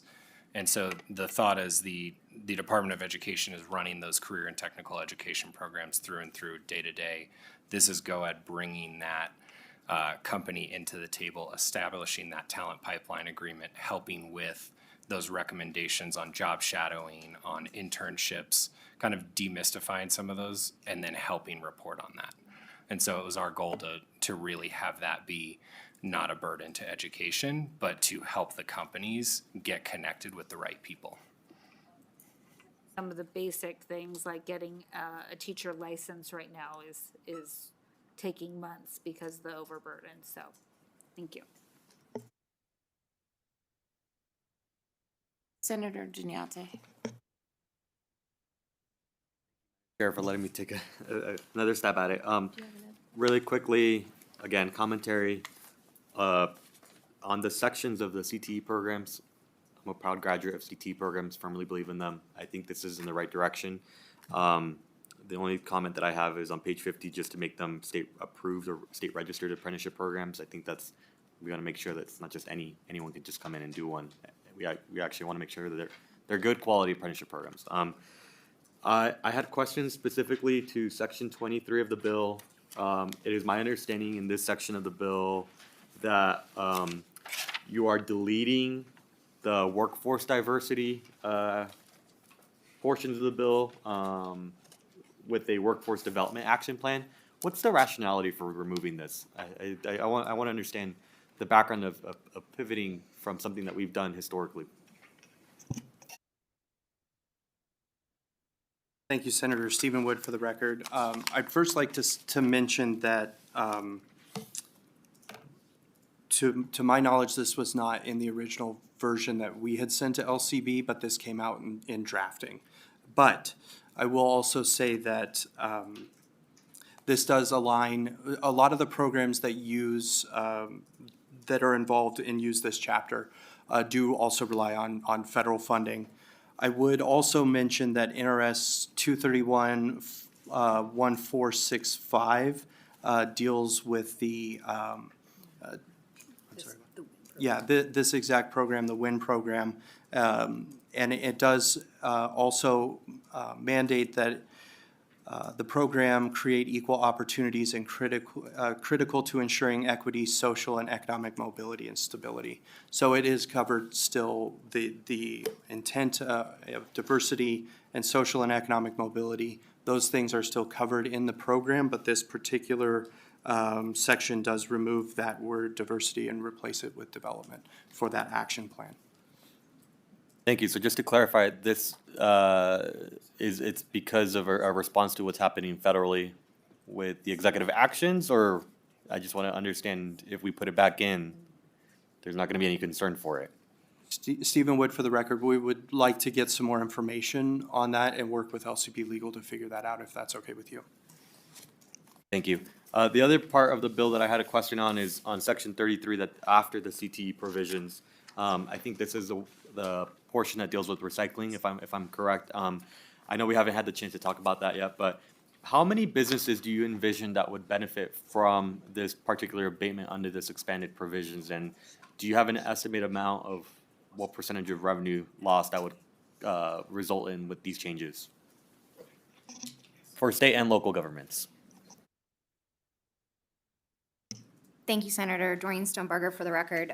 What I do not have with me today, but I will be able to get, is how many companies have taken advantage of it so far. What I would only be able to offer anecdotally is the companies that weren't able to take advantage because at any given time, we had someone who had misinterpreted this particular recycling abatement differently. So we would be able to do a little bit of research on that. The intention here is that we're able to capture things that are really neat innovations, some that have been around for several years now, such as solar panels, but we don't want to end up a solar panel just landfill. We want to be able to break them down. So I can provide you with some feedback on that. Thank you. And so just to be clear, you have companies that have shared interest in applying for such program, but you don't have to date a determination as to what the potential revenue loss is or what they are asking for. I would be able to put that together based on the Okay. companies that we have had come forward. Thank you. And I just want to make one final comment, aside from everything. I trust our legislative staff. I think that they're phenomenal people, especially those that write our bills. They don't write things by mistake. I think they write to what we send them. And so I would question the intent of the deletion of, as what was mentioned earlier. And I would request that we at least rectify it, because certainly they don't make changes themselves. There has to be some motivation, or someone that must have told them to do so. Stephen Wood for the record, Senator. I completely agree with you, and I hope that was not taken as a disparagement of staff, because that's not what I meant. I just don't have that specific answer for you at this time.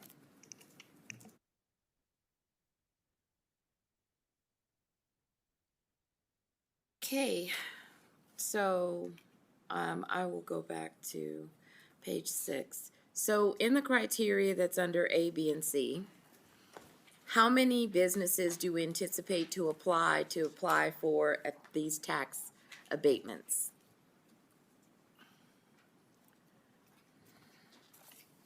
Doreen Stoneberger for the record. Again, we anticipate a restoration of our business pipeline, which would be roughly 23 companies is on average what we have incentivized in the past. That does exclude 2020. So you're expecting 23 companies to come from this language? In total from all aspects of this bill. So you already know who they are? No, excuse me, Doreen Stoneberger for the record. What we have worked on is based off of feedback from companies, from our RDAs, from local jurisdictions. The changes in this bill would restore our business pipelines. Okay, all right, got it. And so, just to get this on the record around, I'm going back to line 7, but not focused on mineral processing, but actually battery production.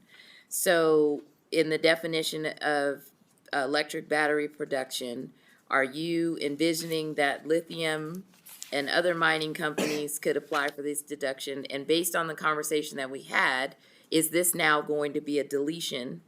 Because if so, if you're going to keep it in, then how does this interact with the net proceeds of mineral tax? So is lithium in or out? Because it sounded like it was in. Lithium mining isn't, excuse me, Doreen Stoneberger for the record, but the lithium refinement is what we're looking for. So we'll have to look into, sorry, I thought you were still taxation, Chris. We will have to look into what changes need to be made because there was no intention to even go after the mineral tax. Okay, thank you for that. And now, I have questions on, I guess it's section 3, and it kind of kicks off. It's a very long section. So I'm gonna go to page 8. Well, that's really it's section 2. It's section 3. It's section 3. So on section 3, on page 8, the way let me start off on page 7, bottom of page 7, lines 33 through 44.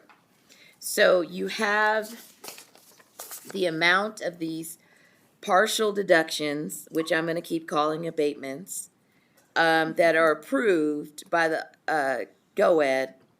And the way that it reads was that the standard amount of the partial deduction is 10% of the total amount of the taxes owed, pursuant to 362, 363, 374, or any combination of those taxes.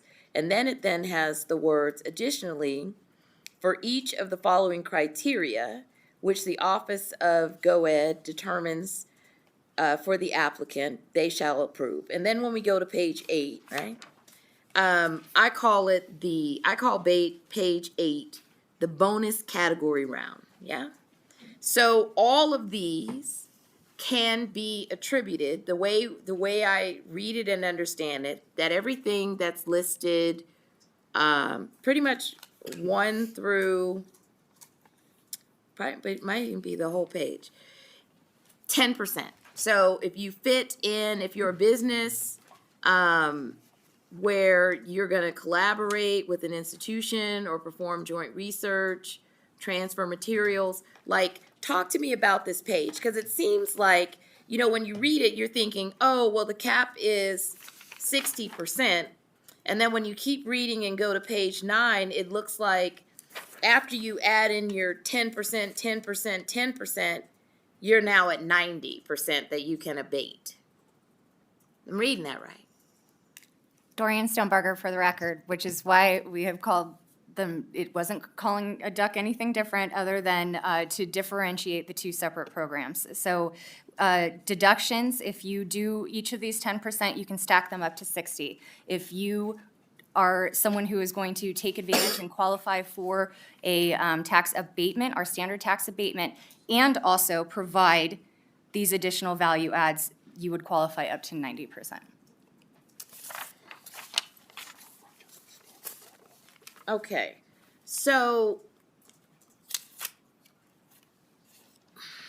So Maybe 90. to call it something different. Okay, yeah, well, I mean, we're gonna have a philosophical impasse on whether or not a deduction is an abatement, but I'm gonna call it an abatement. You can call it a deduction. Okay. I'm gonna stick with abatement.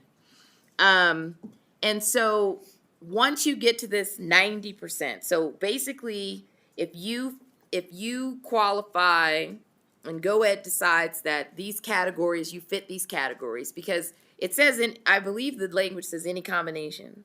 So it's not just one, it's multiple. So these can be stacked for one business. And then business 2 can show up and then stack some more. Yes?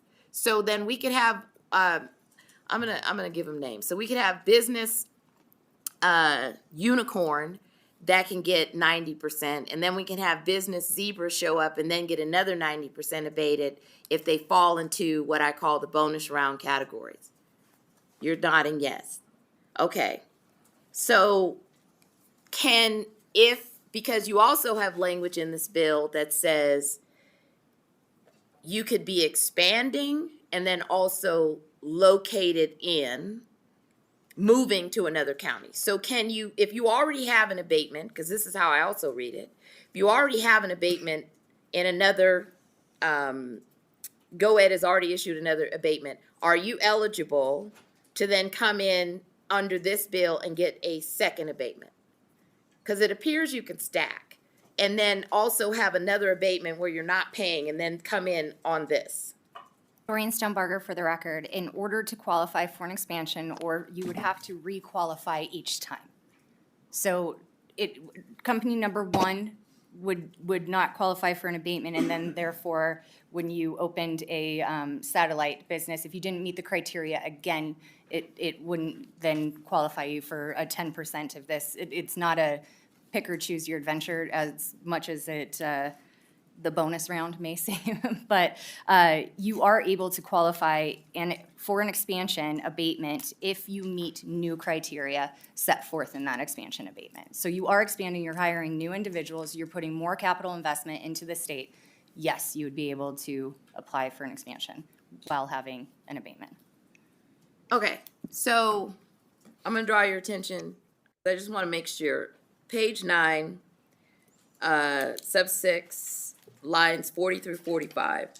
It says that except for as otherwise provided in the subsection, an applicant for a partial abatement pursuant to this section may also apply for and receive any abatement or partial abatement of taxes authorized pursuant to Chapter 360 or any other specific statute for which the applicant otherwise qualifies, and then any combination of the partial deduction approved.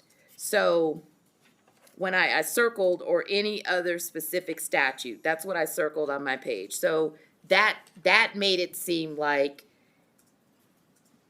you're receiving an abatement under existing law, and then you can also get another one. I know it's subject to approval, but the point is there's no elimination. There's nothing that says because you already have under another specific statute, you are ineligible. It doesn't say that.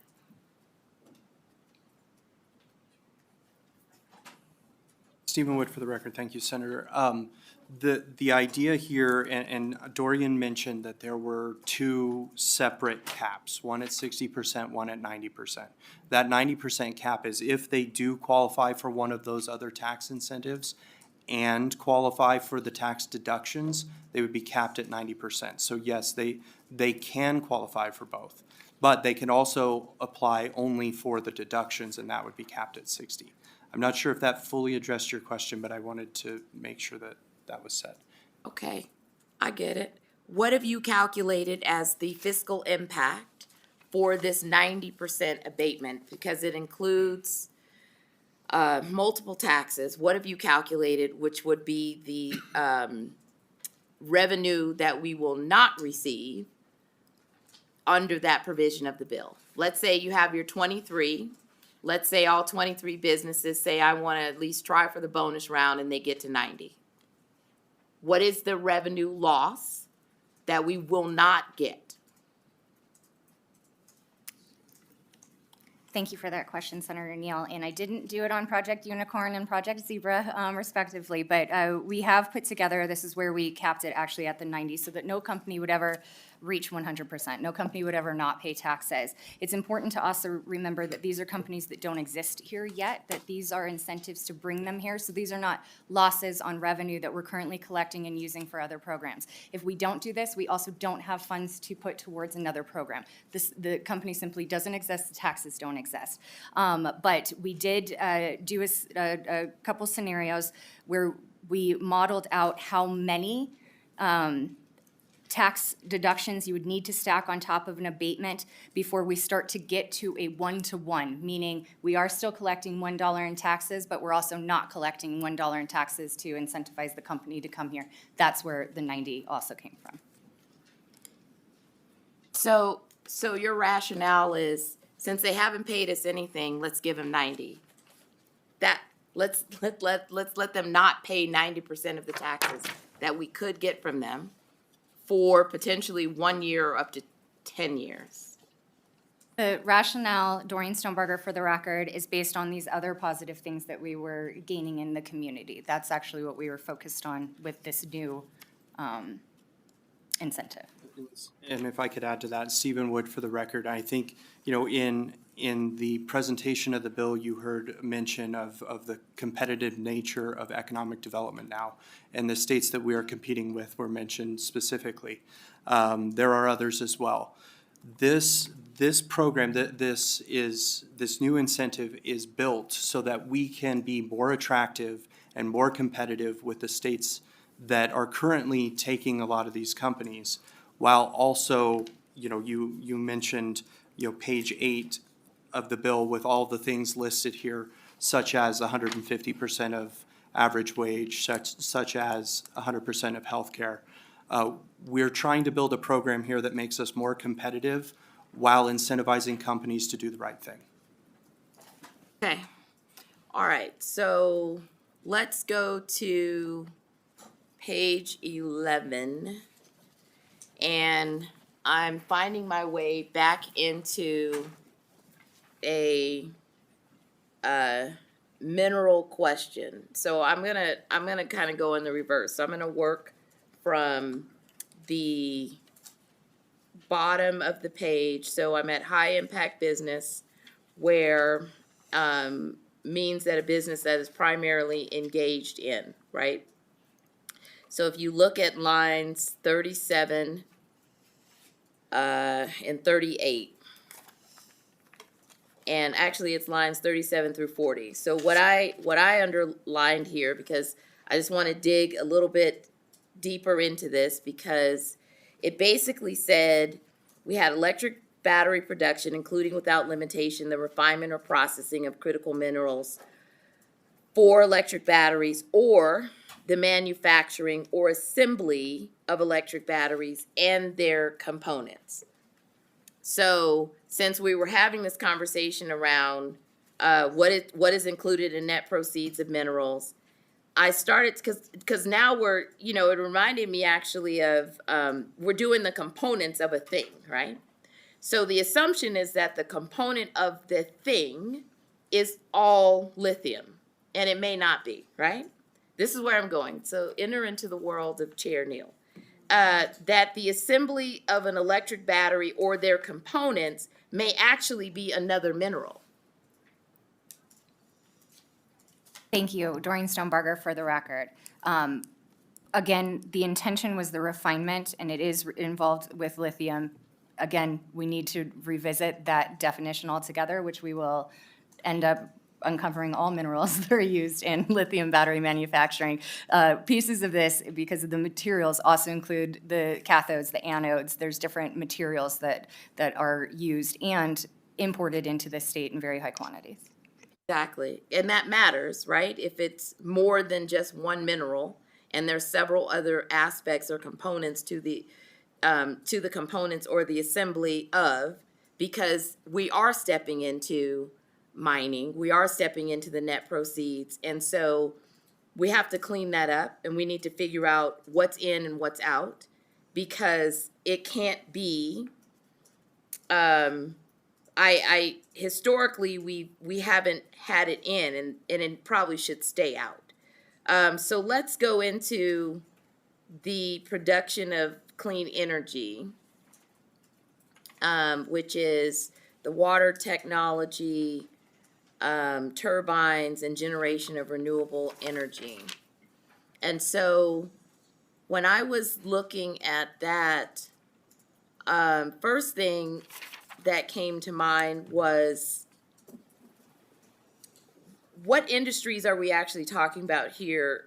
Are we talking about, because water resource management technology would be what? Is it bringing in geothermal? Excuse me, Doreen Stonebarger for the record. With water resource management is any technology that helps us detect leaks, things of that nature. We work very closely with a nonprofit known as Water Start that helps different companies pilot different projects that help us to remain number one in water conservation. As far as the generation of renewable energy, I would anticipate that geothermal would be in that, but you had just pointed out that geothermal can't be involved in that, so that's maybe something we need to further define. Okay, so If I then could, I'm sorry. Oh, sorry. Go ahead. Senator, if I could tag on to that, I just wanted to mention that we're talking about the production of clean energy and water technology here. We're not talking about the actual operation of producing energy with geothermal, for instance. We're talking about the technology that's used to do that, the production of that technology. I just wanted to clear that up. No, I got it. So then my second question there on sub 2, because I started looking around in the other statutes, and then for what was like abatements that we've probably given in the past, and that's how I ended up. So I started looking at like qualified energy systems and what was actually in existence under 701A pursuant to NRS 361.045 to 361.159. And so there were abatements that were given in 2009, but they didn't expire until, what is this, 2049? And so this included use of energy from wind or solar devices that, and so my question, and this was just a philosophical point, did this renewable energy language here add to the existing abatement and then like give them other aspects or components to what was already in statute under 701? Because they seem to be an intersection to me. It's 701A 200. And I may need to phone another friend, but I believe, are those, this is Stephen Wood for the record, I apologize. Those abatements that you're referencing, are those the Office of Energy abatements? Yeah, they deal with the infrastructure, but now you're dealing with the thing that may be inside of the, so it's like one is the structure and then the other in here is the actual thing or the creation of the product. And so is there an intersection or not? Stephen Wood for the record, I don't believe that that was what we were going after here. We're looking at specifically companies that their operation is developed around developing technology and producing a product that may be used by those companies that you're talking about that might take advantage of those other things. Right, because the only reason I started to look to see if there is, since these are stackable, you could have already had an abatement and then become eligible under this bill, then who's being drawn in? Because that means that they're getting a double benefit.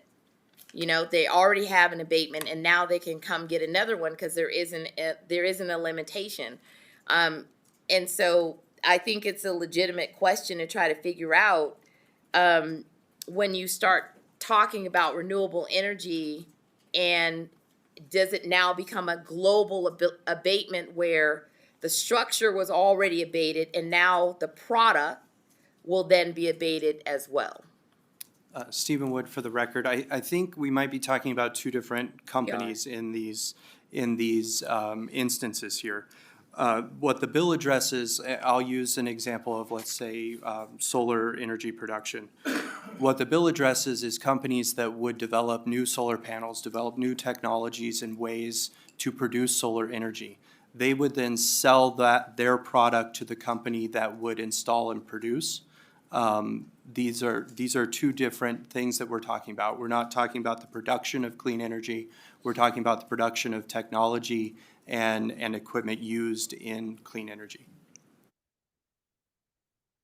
All right, thank you for that. So next question, because it was mentioned in the beginning testimony, is Redwood going to be applying for any of these abatements?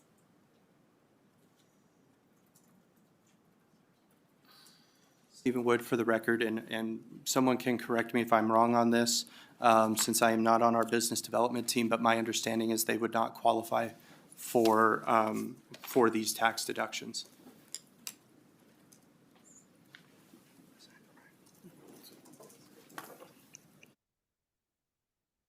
Madam Chair, Tom Burns for the record.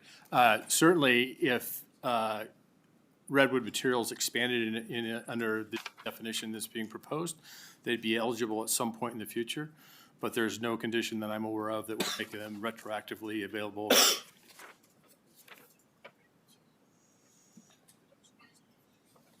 Okay. All right, so let's move to page 18.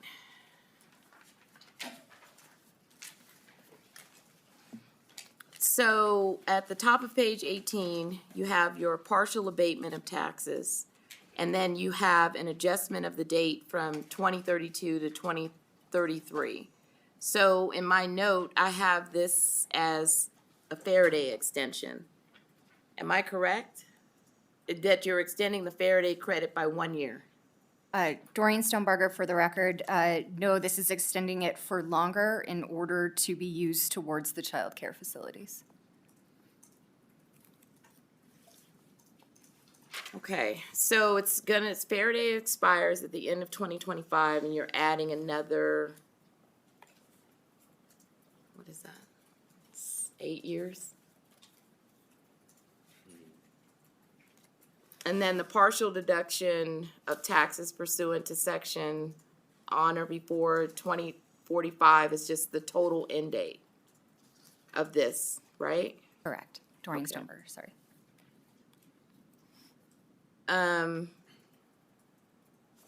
So on section 8, I was reading, so under NRS 360-750, this is the general abatement chapter. Yes. And it was saying, this is hereby amended, and this section goes on and on and on, right? And so because section 8 continues all the way to page 23. So the general abatement chapter is amended, and then let's discuss the red strikeout. So in this provision where the language is struck out, where the applicant that intends to locate into a county. So I remember this language from 2019. Assemblywoman Benitez Thompson brought a bill to limit the ability to expand and then still receive the abatement for, I believe in her bill, she was trying to limit the LSST and not have it apply. And it looks like, based on this language, that you're allowing basically an applicant to expand or locate back in the county and then receive an abatement, even though that was struck out of law. And it was struck out of law on purpose because we were, at the time, there was significant loss. I believe at the time when I went back and looked at the minutes in 2019, it was showing that under this expansion language, and this says expansion into the county, that 50 applications represented about $117 million that we were not receiving as a state because they were using that expansion language. And in 2019, the purpose was to try to pull back some of these expanding companies. So why are we putting it back in? Doreen Stonebarger for the record, because we would like to support those that have already invested in Nevada to continue to do so and create jobs for those that have already invested in our state and have committed to being here. And if they're able to expand and create new jobs, we would like them to stay and do so rather than going to other states. However, we are also wishing to maintain the exemption of LSST being reduced in this scenario. Okay, so focus on sub C, which is line 24 and 25. So you're allowing a business, because in 2019, she struck out that an applicant that has changed their name or identity to evade the provisions was excluded in 2019. You're now bringing these entities back in that potentially could have evaded the statute. And there was a purpose around individuals that were like changing their name and then saying, you know, I'm a new company, and they're really not a new company. So talk to me about wanting to have sub C brought back into law. Because it specifically says that they were, this was excluded because applicants were changing their identity to evade following the law. And then on top of this, you now want to be auditing these individuals.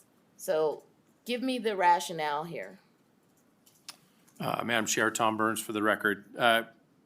We agree with you. I don't want to abate people twice and by somehow changing their name. Anything that had beneficial ownership that flows to the same entities, we would not look to grant them to reissue it the same abatement over again, So are you saying that if we see an amended version of this bill, sub C will be struck out, or A, B, and C? Certainly C is the intent. That doesn't meet the intent of what we're trying to do, so we will need to address that. Tom Burns for the record, we need to address that verbiage. Yeah, because it was concerning, because then when I went to section 9 and it was like the department agrees to conduct the audits of the business, I was like, well, you just let the bad actor back in the door. And it was baffling for me. So, okay. Certainly, I Tom Burns for the record, certainly we don't want to benefit bad actors. We would like to encourage Nevada companies that have been successful here to remain here and have their expansions here. The message that we're sending right now is please send those new jobs and then new expansion to your plant in Texas. And that's not a great message for us to send. Okay. Members, do you have any? Okay. None? Okay, well then I will continue. So I don't know if Department of Tax wants to come up because I have more process questions.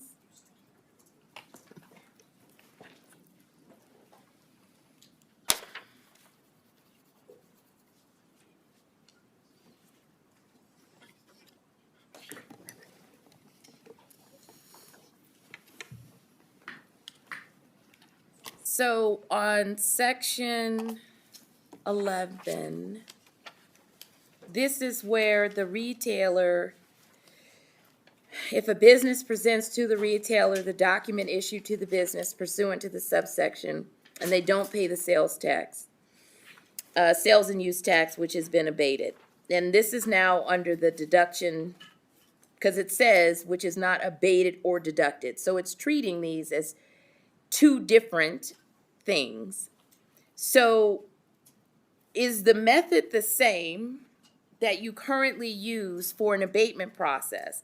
And how does the affidavit, is it different when you're dealing with this deducted sales and use tax and then it's being presented to the retailer? Talk to me about the real life process. How do you expect this to work? Shelley Hughes for the record for the Department of Taxation. We anticipate that this will work exactly like the abatement process. They will apply for this deduction. GoEd will inform us that the agreement has been signed. I will sign off on a special exemption certificate that is addressed to that business can go to retailers and present that exemption certificate. They will not be charged any sales tax on their purchase, and then they submit a return for any amount that has not been abated.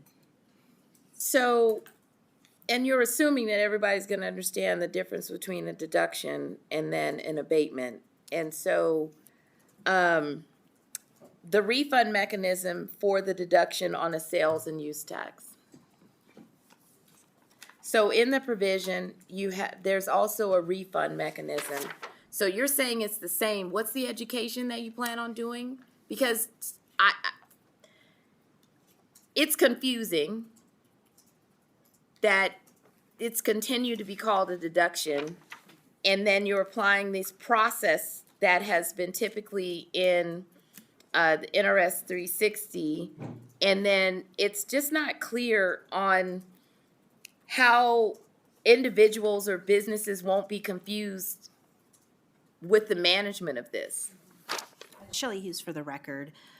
Chair Neal, we provide a welcome packet with each contract or agreement that GoEd sends over to us. We give specific instructions of how they are to report the abatement or well, in this case, the deduction. We do offer certain training with this welcome packet. We have auditors that are willing to answer any questions. We have a call center. We have, various ways to train a taxpayer or give advice to a taxpayer. Okay, so, and fiscally, right? So you're saying that you already have everything in place. This doesn't create any kind of fiscal note where you're going to have to add on any kind of additional processes or people in order to make this work? Shelley Hughes for the record. Chair Neal, that's a great question. With our Mint system, programming the new deductions or existing abatements are already in the system. So these new deductions it's just basically programming a new rate will be put in the system. We would encourage businesses to file online with our Mint system. It's easy to file on your computer or on your cell phone. The system will have the rates there. There will be no calculation needed by the taxpayer. They can also do manual, which is subject to error, but we would prefer that they do an online filing. So you were able to program Mint that has, and I mean, I really like you, Ms. Hughes. So you were able to program Mint with this deduction language, even though it was not out, and we've been having problems with the implementation of Mint. Shelley Hughes for the record. Chair Neal, I would say that we weren't having problems with Mint. We did have some timing issues with our distributions, but those timing issues have been resolved. And going forward, we are reporting on a different method. We have not programmed the deductions yet, but working with our vendor, they said that the deductions could be programmed already as the abatements have been. Okay. I'm gonna believe you until the next IFC meeting. Okay. So you're saying it'll all work out. All right. So those were majority of the process questions because I really didn't understand how you were gonna roll that in. And now I have questions on page 29. Section 13. Should I ask questions on that one? Yeah. You asked questions on the 5 million and the 7? So with the credit, so on lines 19 through 25, the way that the capital investment will work here with the, you have at least the 5 million and then the 1 million. So two different thresholds. Talk to me about this particular section. Like, explain it to me. I mean, because the first thing I thought was the different thresholds, that the 1 million if you're not industrial or a manufacturing business, and then the 5 million if you're industrial or manufacturing business. Why did you make the distinction of the 4 million between the two? Madam Chair, Tom Burns for the record. This verbiage is consistent with the previous abatement laws under 360.750. So the $5 million in manufacturing and $1 million for those are consistent with what we've.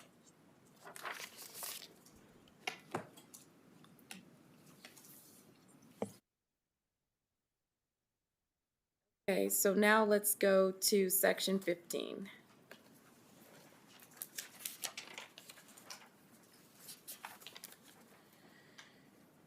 So, you have a person who expands, so this is our LSST chapter, so we have chapter 374.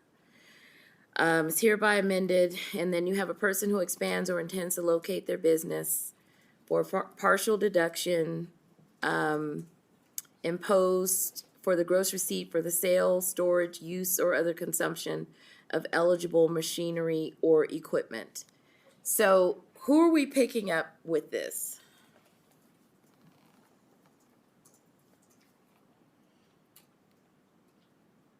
Maureen Stonebarger, could you expand on that?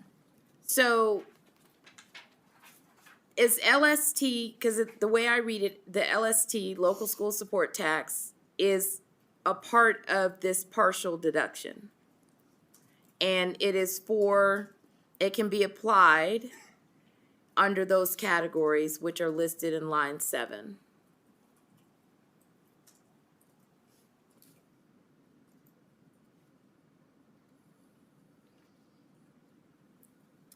Doreen Stonebarger, we may need to get taxation back up. I mean, is it bringing LSST in right here?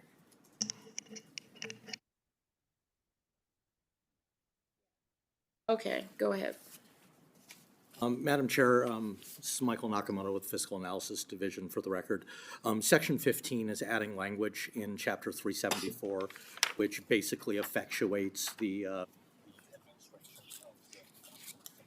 how they're granted with respect to the new deductions that are added in the bill.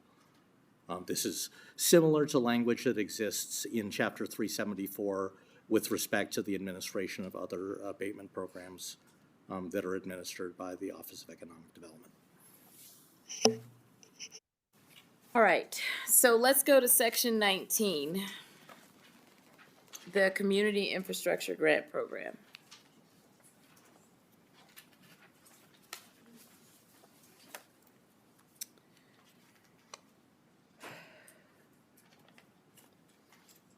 So we're doing a lot in this bill.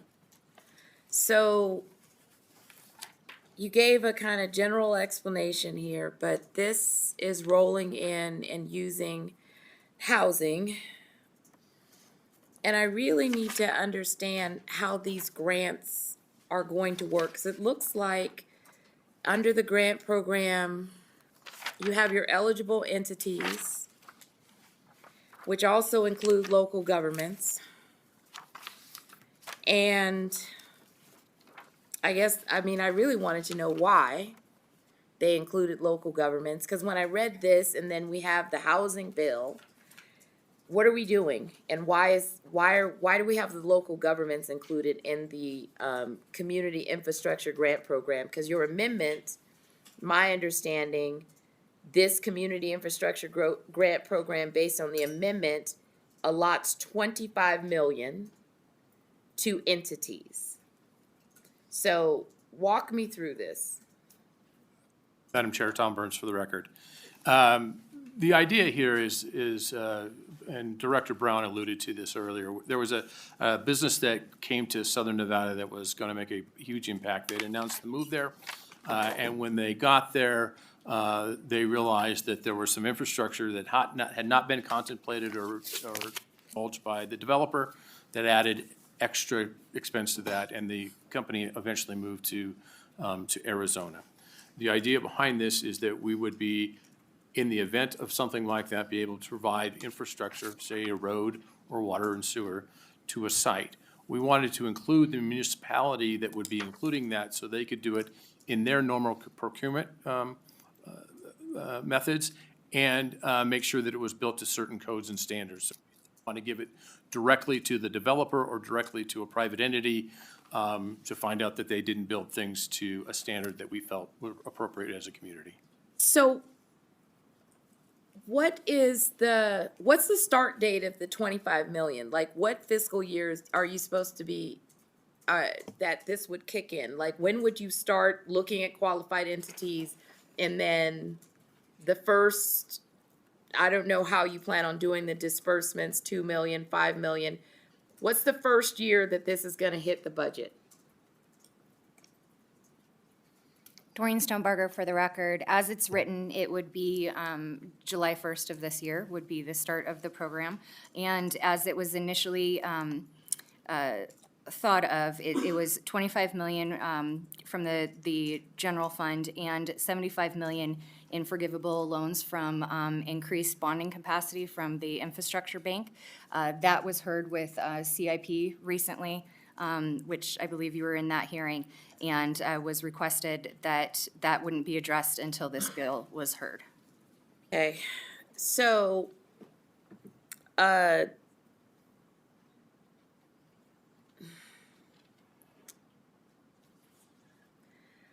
guess I'm trying to figure out for this, how many projects do you expect to fund with this allotment, the 25 million plus the 75? I mean, because it's all together. So in terms of local government, what do you expect to be the anticipated projects that they've put on the plate of, and what do you think the minimum grants are going to be? Doreen Stonebarger for the record. We don't have a plate because this isn't something that we have available to us to offer local jurisdictions at this time. We've talked to them about it. This is something that is appealing, especially for some of our smaller, more rural communities, because it means that they will actually have the opportunity to compete for economic development projects because infrastructure will not be a barrier to them. As Tom mentioned, I believe the particular road in question was in the tens of millions of dollars. We have also had a few conversations where it could potentially be that the local government has, say it's a $10 million road, the local government has 6 and we would pay the gap funding of 4. But we don't have a list of projects in the pipeline. Madam Chair, Michael Brown in Las Vegas.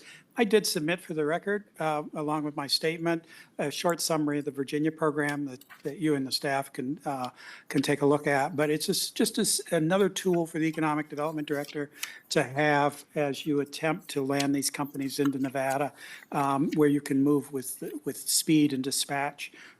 Because these companies are on very tight deadlines, and if we can't meet their deadline, they simply move on to the next state. The advantage of this is that this is permanent infrastructure that will live on for going forward. And frankly, it also aligns with some of the new academic thinking on economic development, that we should make more use of grants for workforce training and infrastructure and less use of direct financial incentives. Thank you for that. Thank you for that, Mr. Brown. I guess my basic question is that the local governments, if we're in a financial, if we're in a tight place, then, you know, what the local governments have their own revenue. They also have general improvement districts, RDAs. other districts that they create in order to siphon revenue, why can't they just take care of this on their own? Why are they even eligible? Doreen Stonebarger, for the record, not all of our jurisdictions have the same cash flow available to them or the same mature RDAs and planning commissions and things of that nature. Okay. All right, so let's go to section 28. This is this higher ed piece where establishing a program to reimburse qualified persons, tuition, and et cetera. Where is this money coming from? I apologize. Can you repeat the question? So in section 28, this is the GoEd piece related to higher ed for tuition, registration, living expenses. Where is this money coming from? Thank you. Doreen Stonebarger, for the record, the funding is coming from Dieter. And what pot of money is that coming from Dieter? What money is this? Wagner Pizer? This is WIOA? What is this?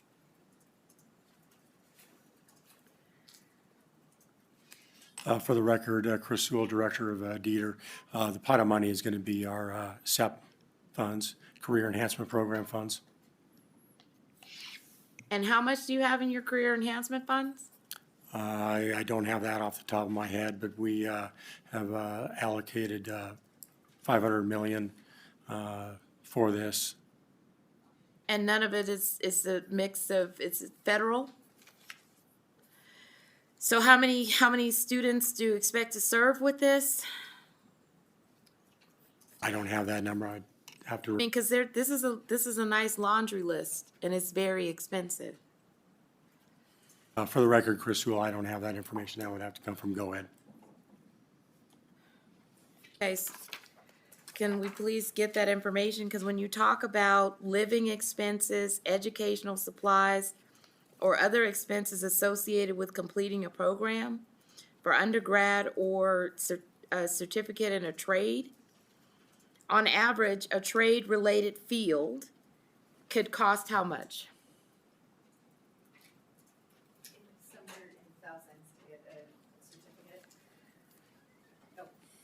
Sorry, Doreen Stonebarger, for the record, in the thousands.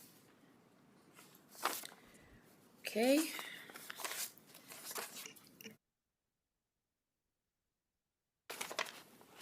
So how soon will we be able to get that information on? Chair Chris Riley, for the record, we can send that over. The language for this and the additionals were based on if you're looking at different areas, we may have larger needs where, say it is living expenses in order for a student to be able to take a program in that specific field. Or if we're looking at the tuition, we could calculate that out as, X dollars a credit hour, 60 credits. Say it's $100 a credit hour, that was a 6,000 plus, and then you had the books and other items that we would support. So say at 8,000 a student, that would just be a portion of this. We would also then use that money that Director Sewell mentioned for the other sections as well. So looking at, stipends or looking at some of the programming for the talent pipeline agreements. Okay, so for section 31 and 28, you would be using the 500 million and the stipends that, so on line, so 31 sub 2 under the program, employers may receive a stipend for up to 120 hours of teaching. So we don't even have a dollar amount that we're even considering here. So what, Chris Riley, for the record, so the 5 million from Dieter and the 120 of hours of teaching time, the reason we left that without a dollar amount was specifically so that we could go to the board and look at an average wage for a teacher in a relevant field so that we weren't trying to pair this wage with a private sector employee, and we were being both fair to the teachers and to the company as well. Okay, and so I believe it is So the workforce learning is also included in that pot for the Chris Riley, for the hands-on record, yes. apprenticeship. That's correct, Chris Riley. And that would include sub 5, which is creating these pipeline agreements with the school board, not the school board, with the school district. And then in that pipeline, you're also going to create this job shadowing and however much it may cost for the career and technical add-on, you're going to do all of this out of the same pot of money. Chris Riley, for the record, that's correct. So the job shadowing, you could think about that. For example, the Career Quest field trips across northern Nevada, or some of the FIRST robotics field trips that were students, that was calculated by, you have a shuttle bus cost, partnership with the nonprofit, and then looking at those types of like micro experiences for students, as well as looking at larger internships. But the intent is not to be paying the students through that money or something there at the high school level. It's really those types of on-the-job experiences that we want students to see more of. Okay, and then final question on page 50. It's lines 20 through 27. We have purchasing of equipment. We have constructing and renovating shared training spaces. What's the cost of that? I feel like you guys are sitting on a bucket of money that we're not aware of while we're pinching pennies on one side. And I mean, purchasing of equipment can be very, very expensive. So, and then you're going to construct or renovate shared training spaces?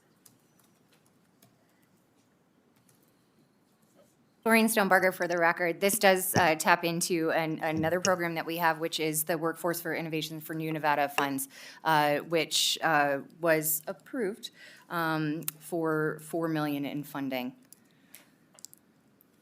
And Chris Riley, for the record, so if we look at, say, retrofitting for advanced manufacturing at a high school, we've seen high schools at about $350,000 to $650,000 for fit outs and equipment, renovated previous weight rooms, or there's like the one at Legacy High School, I believe we had done was around $375,000 for that equipment.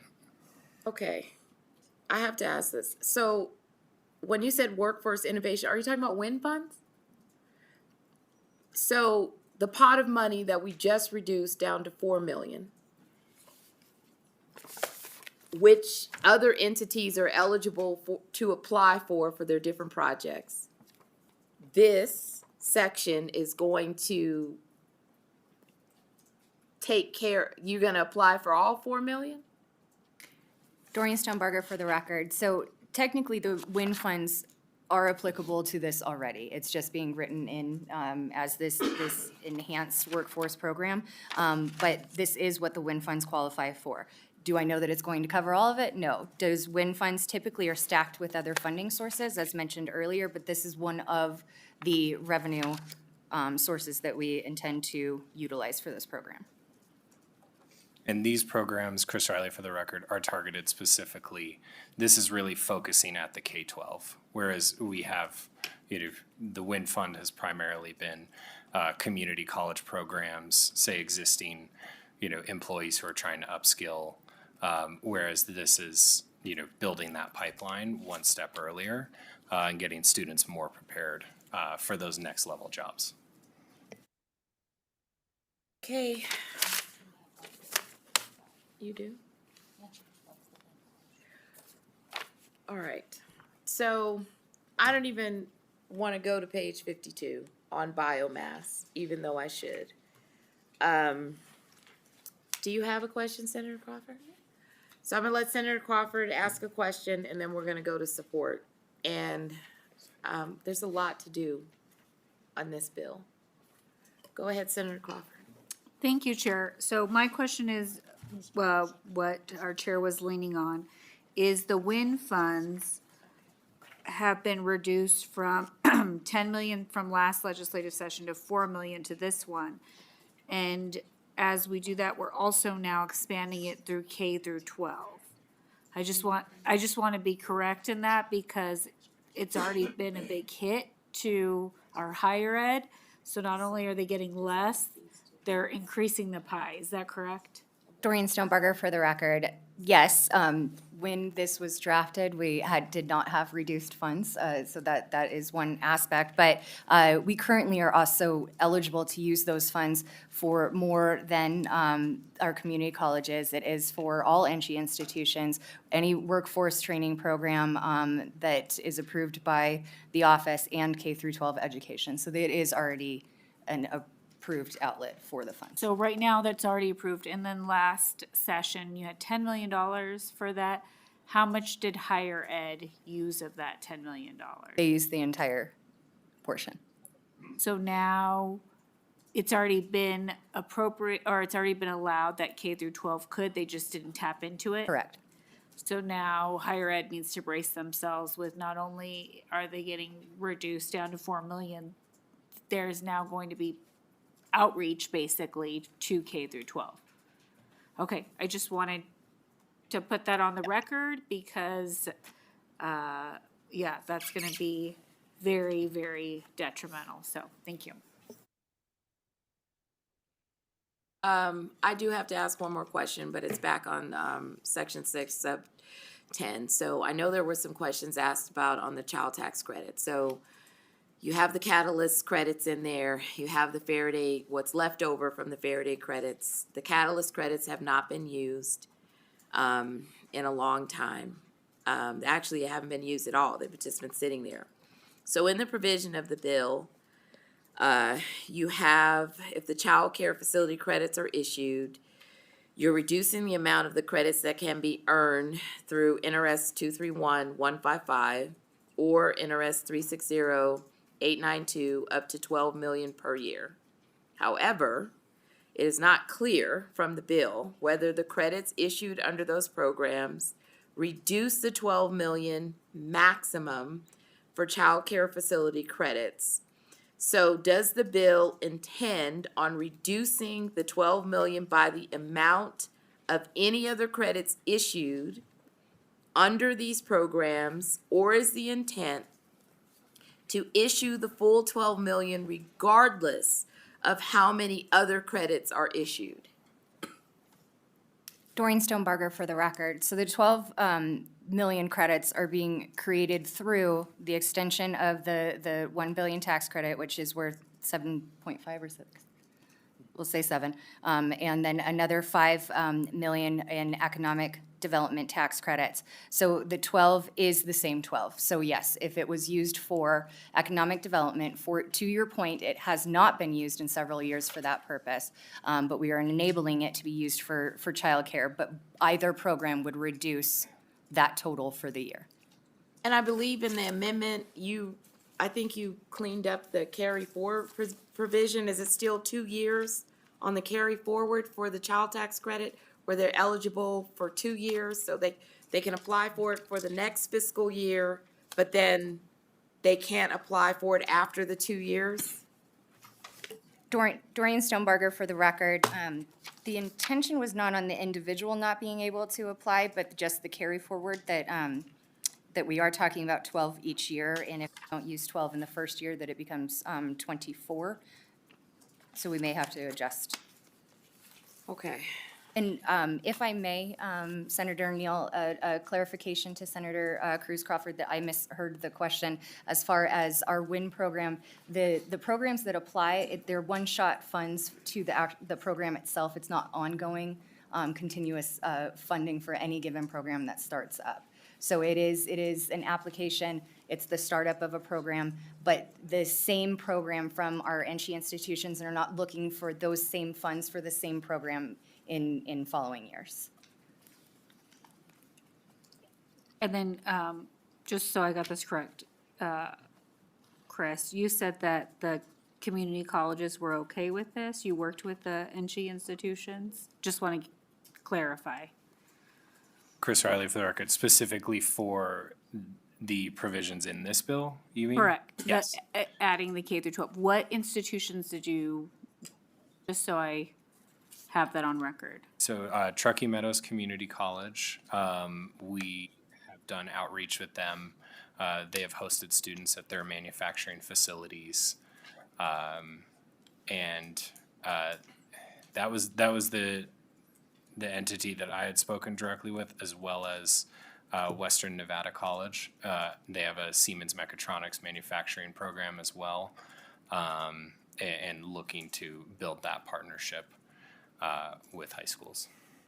For example, the Western Nevada College did a semi-truck, if you've seen that has advanced manufacturing equipment. That's actually already going out to the schools and going out to the high schools and teaching manufacturing fundamentals. So it's kind of an example of an early pilot of this program that Western Nevada College was really already proving out and saying, hey, this is something we should do more of.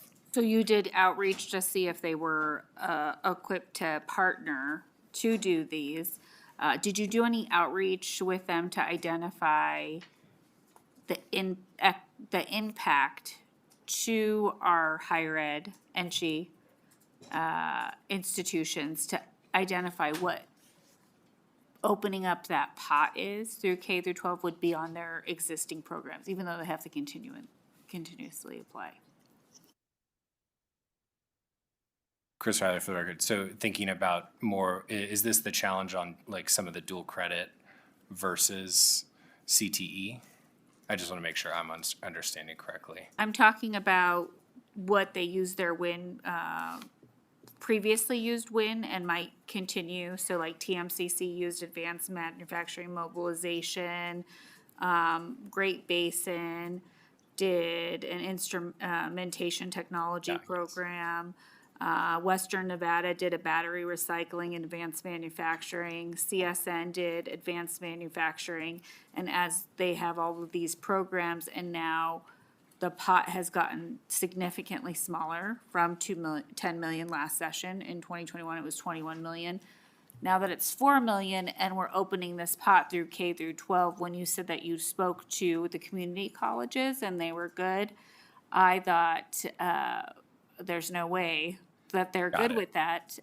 You just asked about their partnership. So I want to know, what have you done to see what the economic impact would be on our higher ed programs Understood. that are already happening that have to continuously apply? Thank you. Got it. Chris Riley for the record. So that reduction, it does affect expansion, say new equipment. It does affect future tuition reimbursement. So the scale of a program to grow. So say if you're doing like a manufacturing up leveling and, we had X million, now we have Y million, we may be able to support, half of those students in that tuition coverage. But the other side of that is the equipment was a one-shot fund, and now that equipment can continue to be used. So that's where that will have an effect on enrollments from these, no doubt. But this will, it will still have the same equipment that they've already procured through WIN. Thank you, Chair. I was wondering what kind of work has been done to identify the economic impact of putting our buckets of money to that higher ed versus that K through 12. I think I've asked enough to kind of share my concerns so we can keep and just get on the record that, what those impacts are going to be by making the pot smaller and adding more people to the table to eat the pie. Thank you. Understood. Yeah, Chris Riley for the record. I will follow up with our community colleges as well on this mix.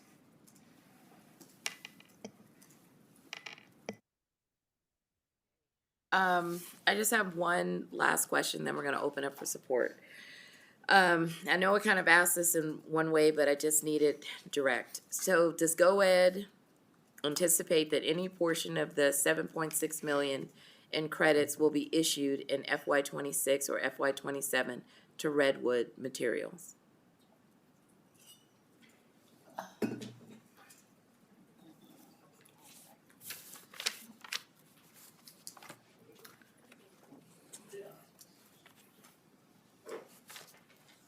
And Mr. Nakamoto, Tom Burns for the record. Mr. Nakamoto, I may ask for your help. I believe that there's been an amount outlaid in the budget for the upcoming year for, we were led to believe that in this upcoming budget, there was money set aside for transferable tax credits.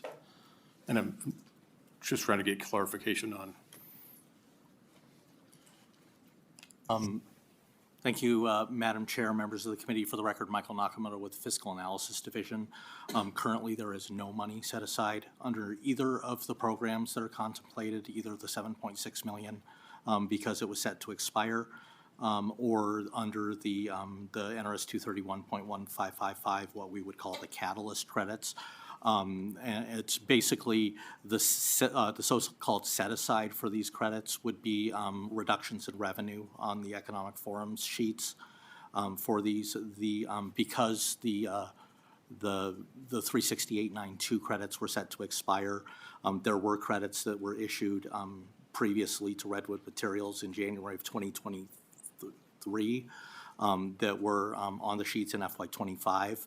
But based on the expiration of that program, there are no credits set aside for that. And under the NRS 231.1555, based on our conversations with GOED before the Economic Forum meeting, they anticipated they were not going to be using those programs, so there's no reduction there. So any credits that are contemplated here would result in a direct reduction of revenue for the forecast. Thank you.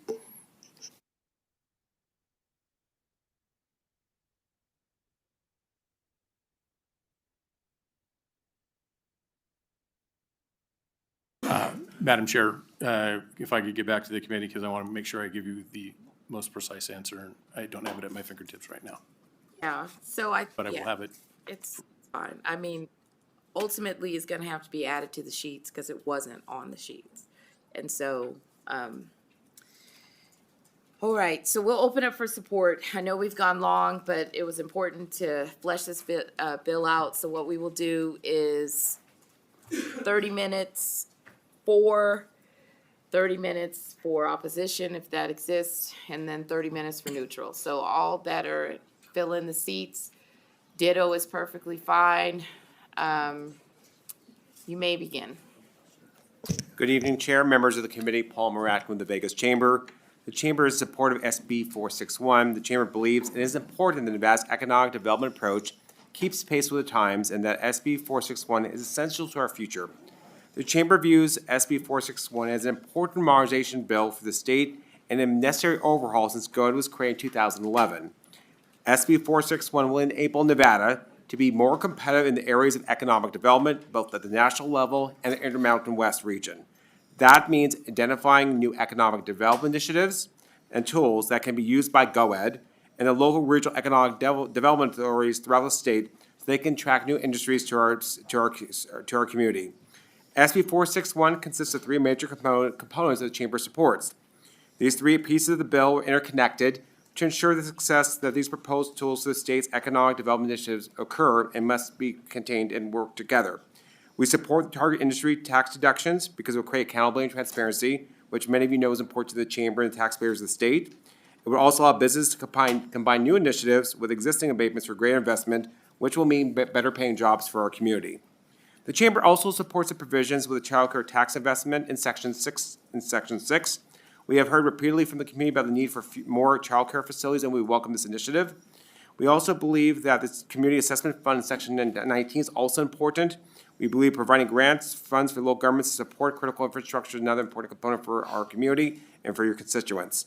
That is why the Chamber supports SB 461, and we believe that this will allow Nevada to go into the next chapter of economic development in the country. Thank you very much, Madam Chair, and for your time today.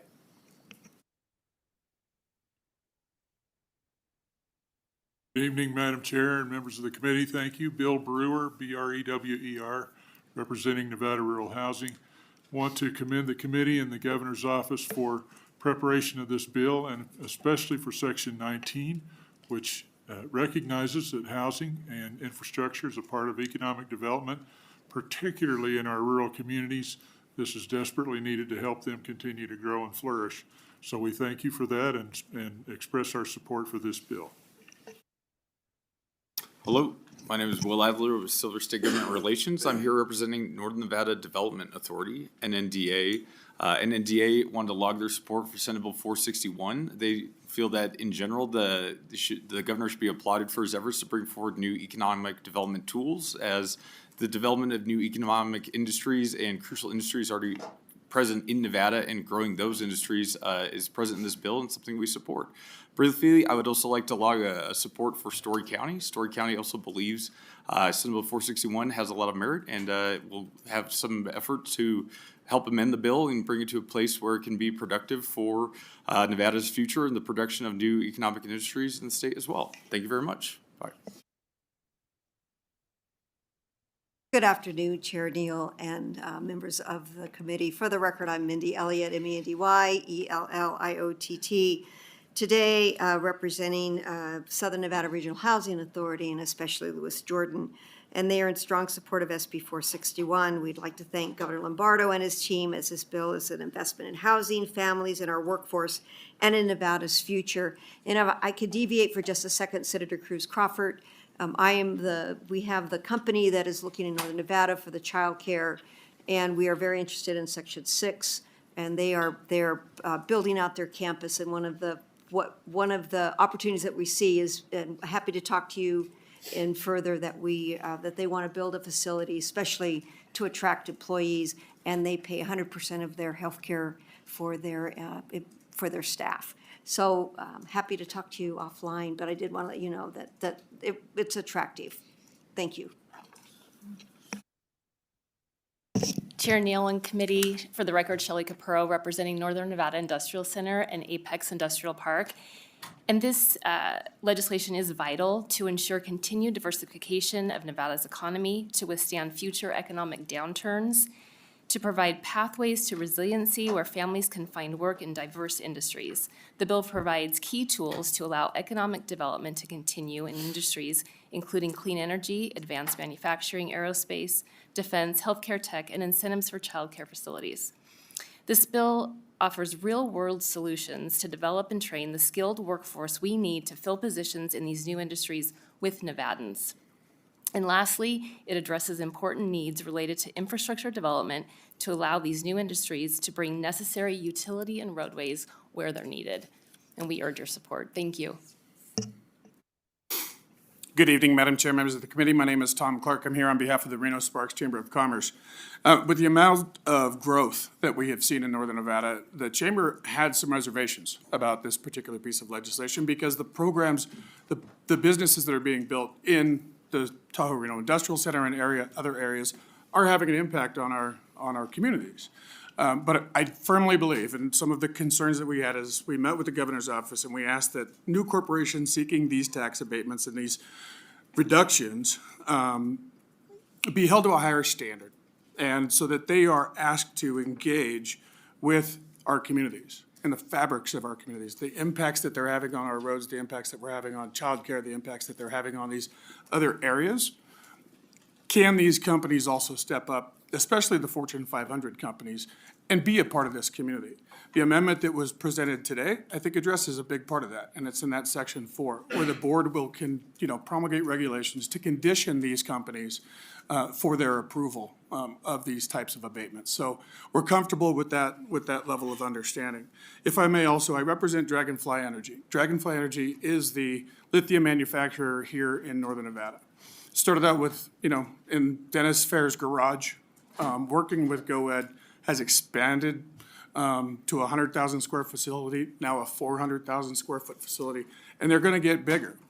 The distinction between the processing of minerals and the mining of minerals needs to be very clear, because while Dragonfly has arrangements with companies like Ioneer, who will be mining the lithium out of the ground here in Nevada, which we think is awesome because right now we rely so heavily on the Asian market to provide semi-processed lithium. Dragonfly then gets that product and processes it in a way that they can use it in the deep cycle lithium batteries that they manufacture here. If you buy an RV or a trailer today, it probably has a Battle Born battery in it, which is the Dragonfly product. And so that distinction has to be made from processing of the lithium itself and what manufacturers are going to do with the batteries.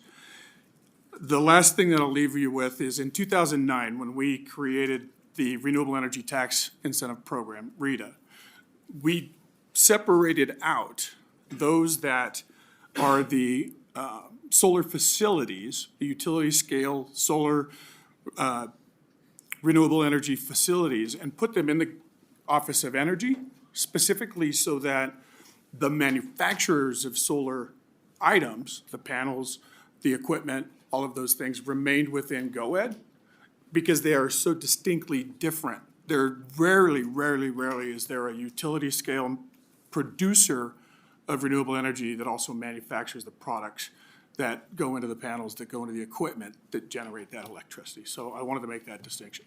Thank you. Good evening, Chair and members of the committee. Carrie Kramer here on behalf of NAOP. We'd like to thank GOED for bringing this bill forward, and we truly believe that economic diversification and development as well as infrastructure are crucial pieces for Nevada to move forward. So we are here in support of this bill. Thank you. Good evening, Chair. For the record, Leonardo Benavides here representing UNLV, testify in support of SB 461. We support ideas such as those found in Section 3, subsection 3, that incentivizes businesses to collaborate with UNLV and our fellow NG institutions in research which we believe is a win-win for not only the universities and business, but for Nevada as a whole. We thank the Governor's Office and GOED for bringing this bill and continuing to find ways to take advantage of the cutting-edge research that UNLV does. Thank you. Good afternoon, Chair, members of the committee. My name is Maria Nieto Horta, here on behalf of the Regional Transportation Commission of Southern Nevada. The RTC supports SB 461, and I would like to echo the comments of support before me. Thank you. Let's take a quick pause and go to Las Vegas, please. Thank you, Chair, and members of the committee. My name is Eric Cardona, ERIC-CARDONA, and I'm here on behalf of the Henderson Chamber of Commerce, and it's over 2,000 small business members, to express our support for SB 461. SB 461 modernizes Nevada's economic development policies and enhances Nevada as a desirable and competitive place to do business and provides jobs for our state's growing population. For these reasons, and what the people mentioned before me, we support this bill. Thank you. Thank you, Vice Chair Danyate and members of the committee. My name is Drew Teitelbaum, and I'm the Director of Alliances and Government Affairs for Legion Travel Company. I'm here today to voice support for Senate Bill 461, in particular as Section 33 of the bill signifies a meaningful step towards developing Nevada-based solutions that reduce transportation-related emissions through the advancement and adoption of sustainable fuel production. Based in Vegas, our airline provides 55 nonstop routes to Harry Reid International Airport. Last year alone, we served 2 million passengers at an average fare of $71.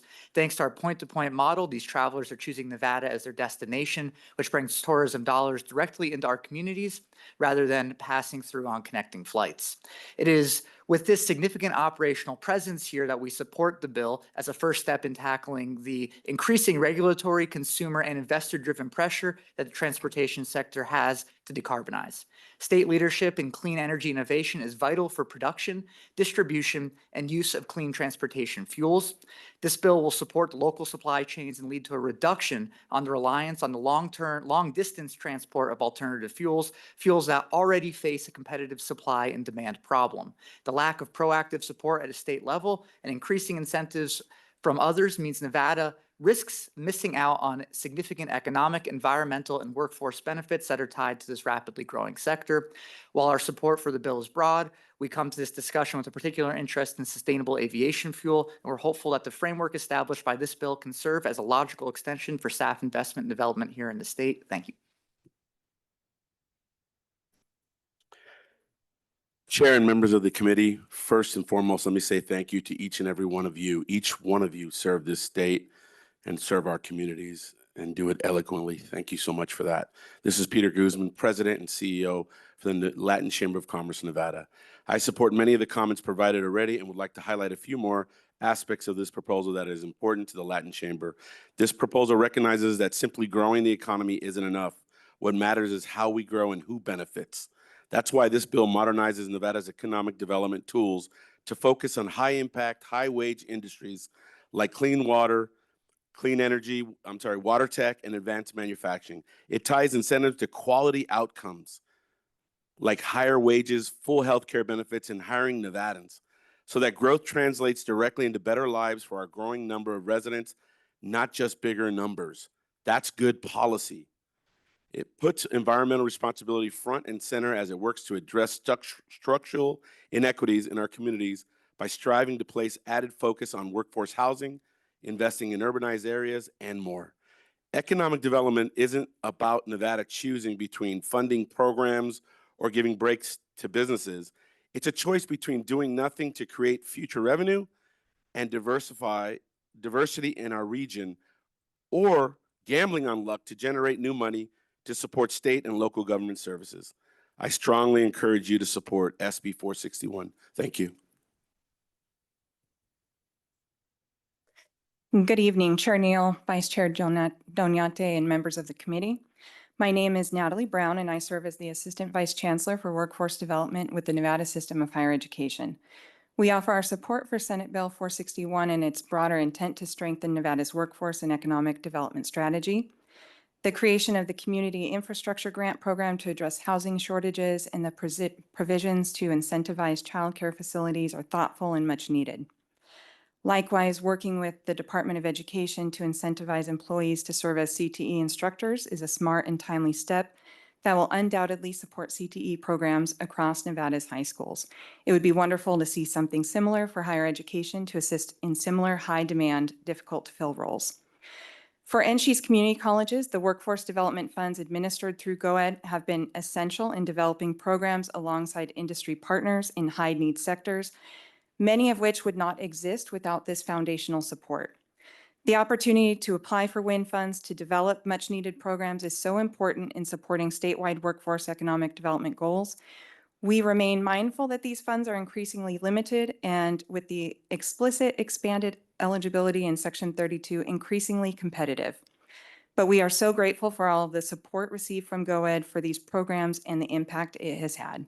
Thank you for the opportunity to provide comment, for your continued leadership in advancing Nevada's workforce priorities. We appreciate this important work and offer our support as partners in its implementation. Thank you.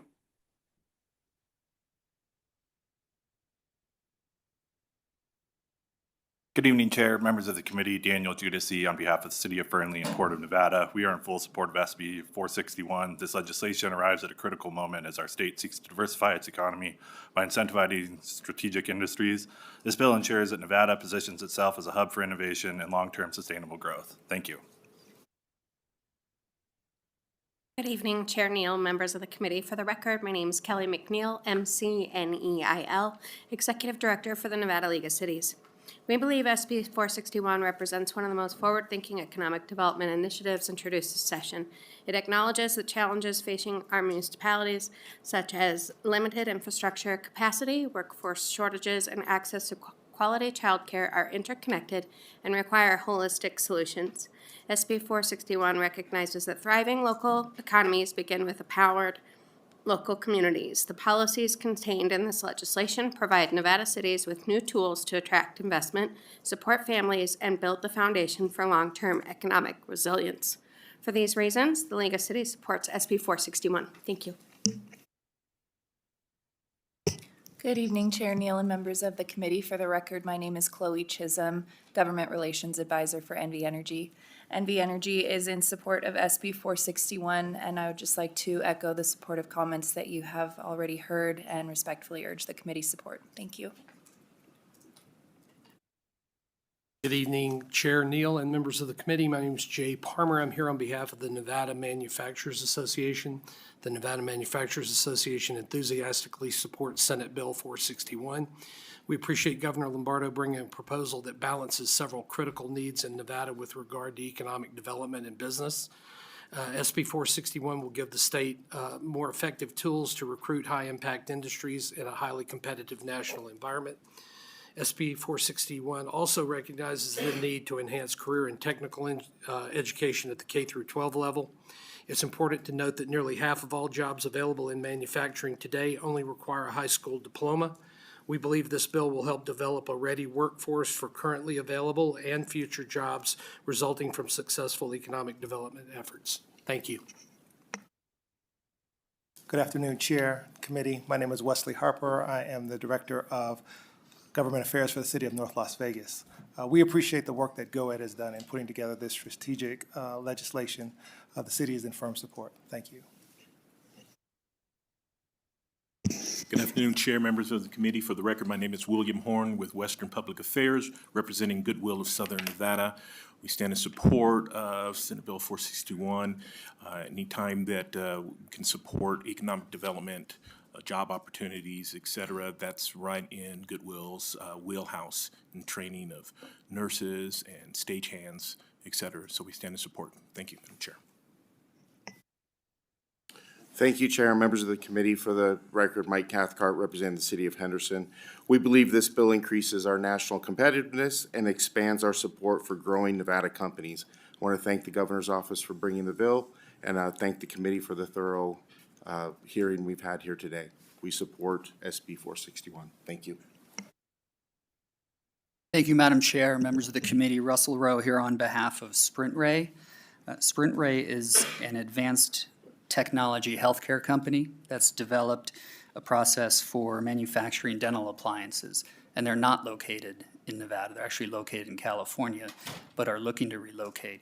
And so I'd like to give you just a brief perspective from a company that would like to move to Nevada.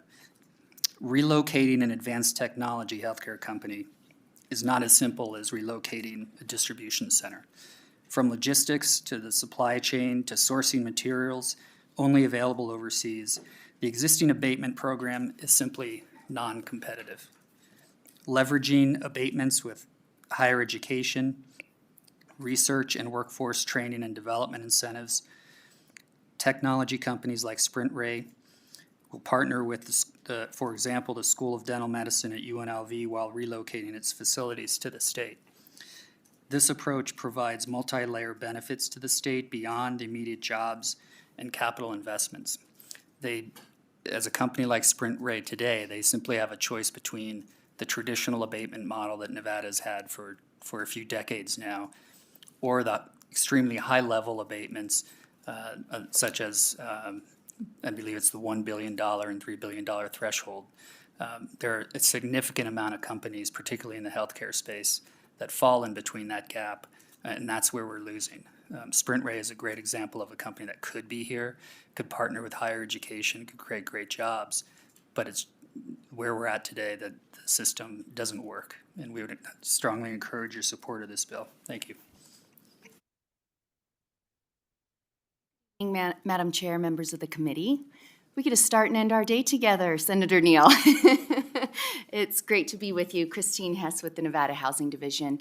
The Housing Division would like to express their support for Senate Bill 461, and in particular speak to Section 19 regarding the community infrastructure grants, especially for housing in our rural counterparts. And just want to thank our GOED partners and their presentation this evening.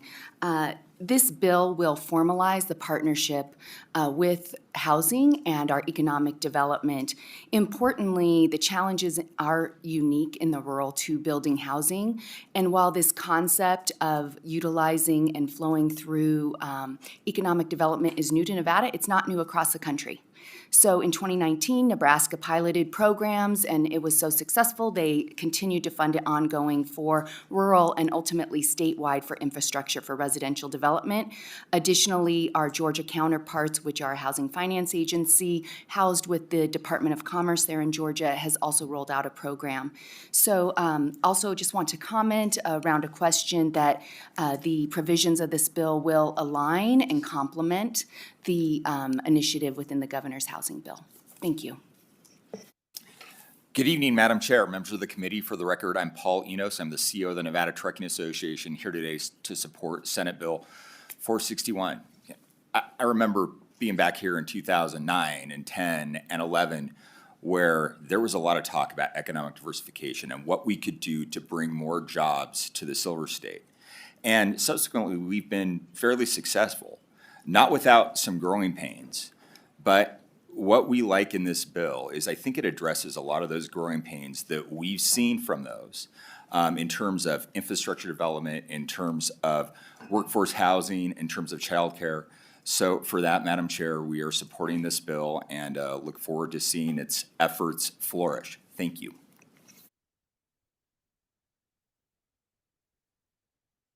Thank you, Chair, members of the committee. Michael Hillerby on behalf of the City of Sparks and Google. Nevada's economic development programs are critical to Nevada's success in attracting high-paying jobs in advanced industries, the very types we would like to have here. We want to thank the governor for his thoughtful approach to updating laws to help keep us competitive in doing just that, and happy to support SB 461. Thank you.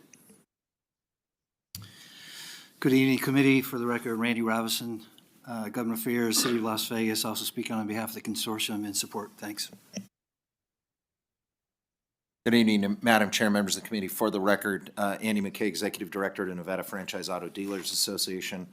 As you all know, we're the trade association that represents all of the new car, light truck, and heavy-duty truck dealers across the state of Nevada. Simply put, we support this bill. I think Mr. Guzman said it well, and I wrote it down with respect to the economy, how you grow it and who benefits. This bill does that. And just briefly, and I know brevity is soul of the wit, which I clearly do not have, but it's important to note, Madam Chair, with respect to career and technical education, that is a huge priority of our members, particularly as it relates to the auto tech industry. We're bleeding techs on a daily basis. And that is not just a Nevada problem, that's a national problem. And this is a solution to that problem. So we enthusiastically support the bill and hope that you all as well. Thank you, ma'am. So we will go to the phone lines in support. If you would like to testify in support of SB 461, please press *9 or raise hand in your Zoom window to take your place in the queue.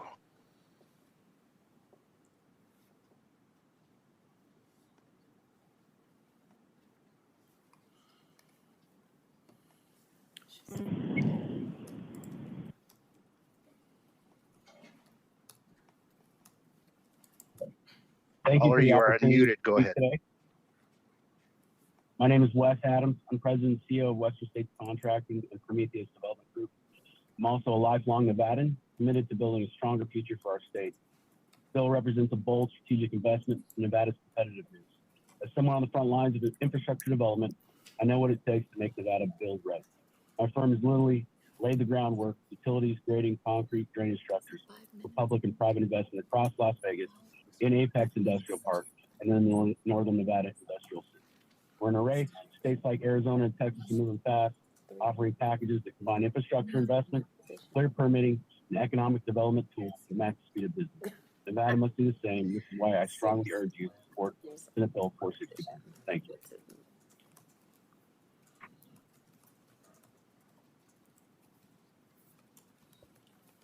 Next caller. Good evening, Chair Neal and members of the committee. My name is Callie McKenna, and I'm testifying on behalf of Advanced Energy United. Advanced Energy United is a national business trade association of advanced energy technologies and services, both grid scale and distributed.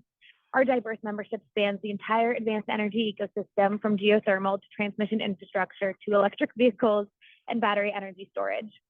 We're here in support of SB 461 and would like to thank Governor Lombardo for his leadership and efforts to invest in the advanced energy industry. This bill is a meaningful step forward in fostering economic growth and driving innovation within Nevada's advanced energy sector. Currently, the advanced energy industry employs 42,700 workers in Nevada, and we hope to see that number continue to increase in support of policies such as SB 461. By encouraging investment as well as workforce and technological development, this bill not only strengthens the competitiveness of Nevada's clean tech industry, but also contributes to the broader economic development of the state. Thank you for your time.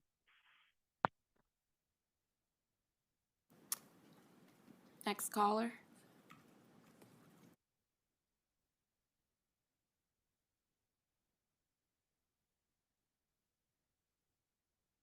Hi, good afternoon, Chair Neal and members of the committee. For the record, my name is Primo Castro, State Government Affairs Director with the Biotechnology Innovation Organization. Bio is the largest trade group representing more than 1,100 tech biotech companies, academic institutions, state biotech centers, and related organizations across the United States and 31 other nations that are involved in the research and development of healthcare, agricultural, industrial, and environmental biotech products. Bio is in support of SB 461. We want to express our appreciation to the administration for supporting the growth of the biotech community in Nevada. Thank you.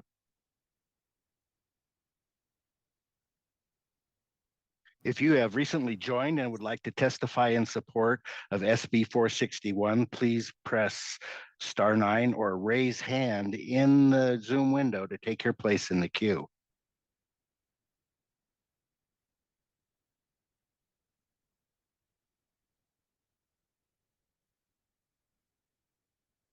Good evening, Chair Neal and members of the committee. I'm Peter Zierhut, spelled Z-I-E-R-H-U-T. I'm Vice President of Haas Automation. We're currently building a 2.4 million square foot manufacturing facility in Henderson. This state-of-the-art facility is our first expansion outside of California and will eventually employ well over 2,000 Nevadans. This is a major investment on our part, and we're excited to be a part of Nevada's economic future. Our long-term success in Nevada depends on two critical factors: a strong local supply chain and access to a skilled workforce. We're confident that Nevada can become a national hub for advanced manufacturing, but realizing that potential will require thoughtful economic development policies. Incentives that attract suppliers and business partners to the region will help create a more efficient, resilient manufacturing ecosystem. Equally important are investments in workforce training and development, which are essential for keeping pace with innovation and ensuring that Nevada residents are prepared to take on the high-quality, high-tech jobs that we offer.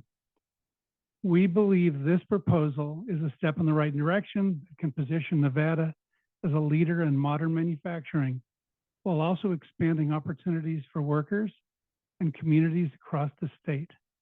We're proud to invest in Nevada and look forward to working together with the state. Thank you for your time.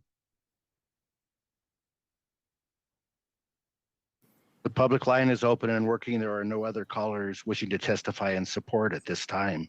Okay, thank you. So we will move to opposition. Is there anyone here in Carson City in opposition to SB 461? Seeing none, is there anyone in Vegas? Seeing none, is there anyone on the phone line in opposition to SB 461? There are no callers wishing to testify in opposition at this time. Is there anyone in neutral in Carson City? Anyone in Vegas? Seeing none. Anyone on the phone line? There are no callers wishing to testify in neutral at this time. Okay, thank you.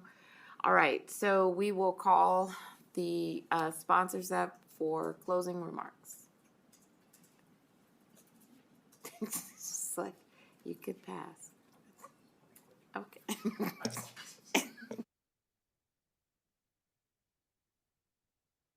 Madam Chair, members of the committee, I appreciate your indulgence in the thorough conversation that we've had here today. I hope it's come forward that we are making a huge effort to move all Nevadans forward as we carry this forward. Nothing's more important than dealing with all Nevadans and moving them to a higher standard of living. That's the ultimate outcome and the desire of this bill. We appreciate your indulgence and your patience. Have a good day. We will go ahead and close the hearing on SB 461, and we will open up for anyone here in public comment. Is there anyone here in Carson City for public comment? Seeing none, is there anyone down south? Seeing none, BPS, is there anyone on the phone line?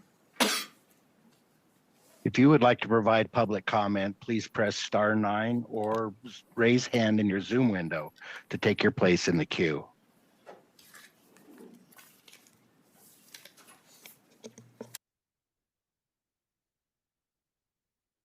Thank you, Chair. There are no callers wishing to provide public comment at this time. All right, thank you. So we will go ahead and adjourn Senate revenue.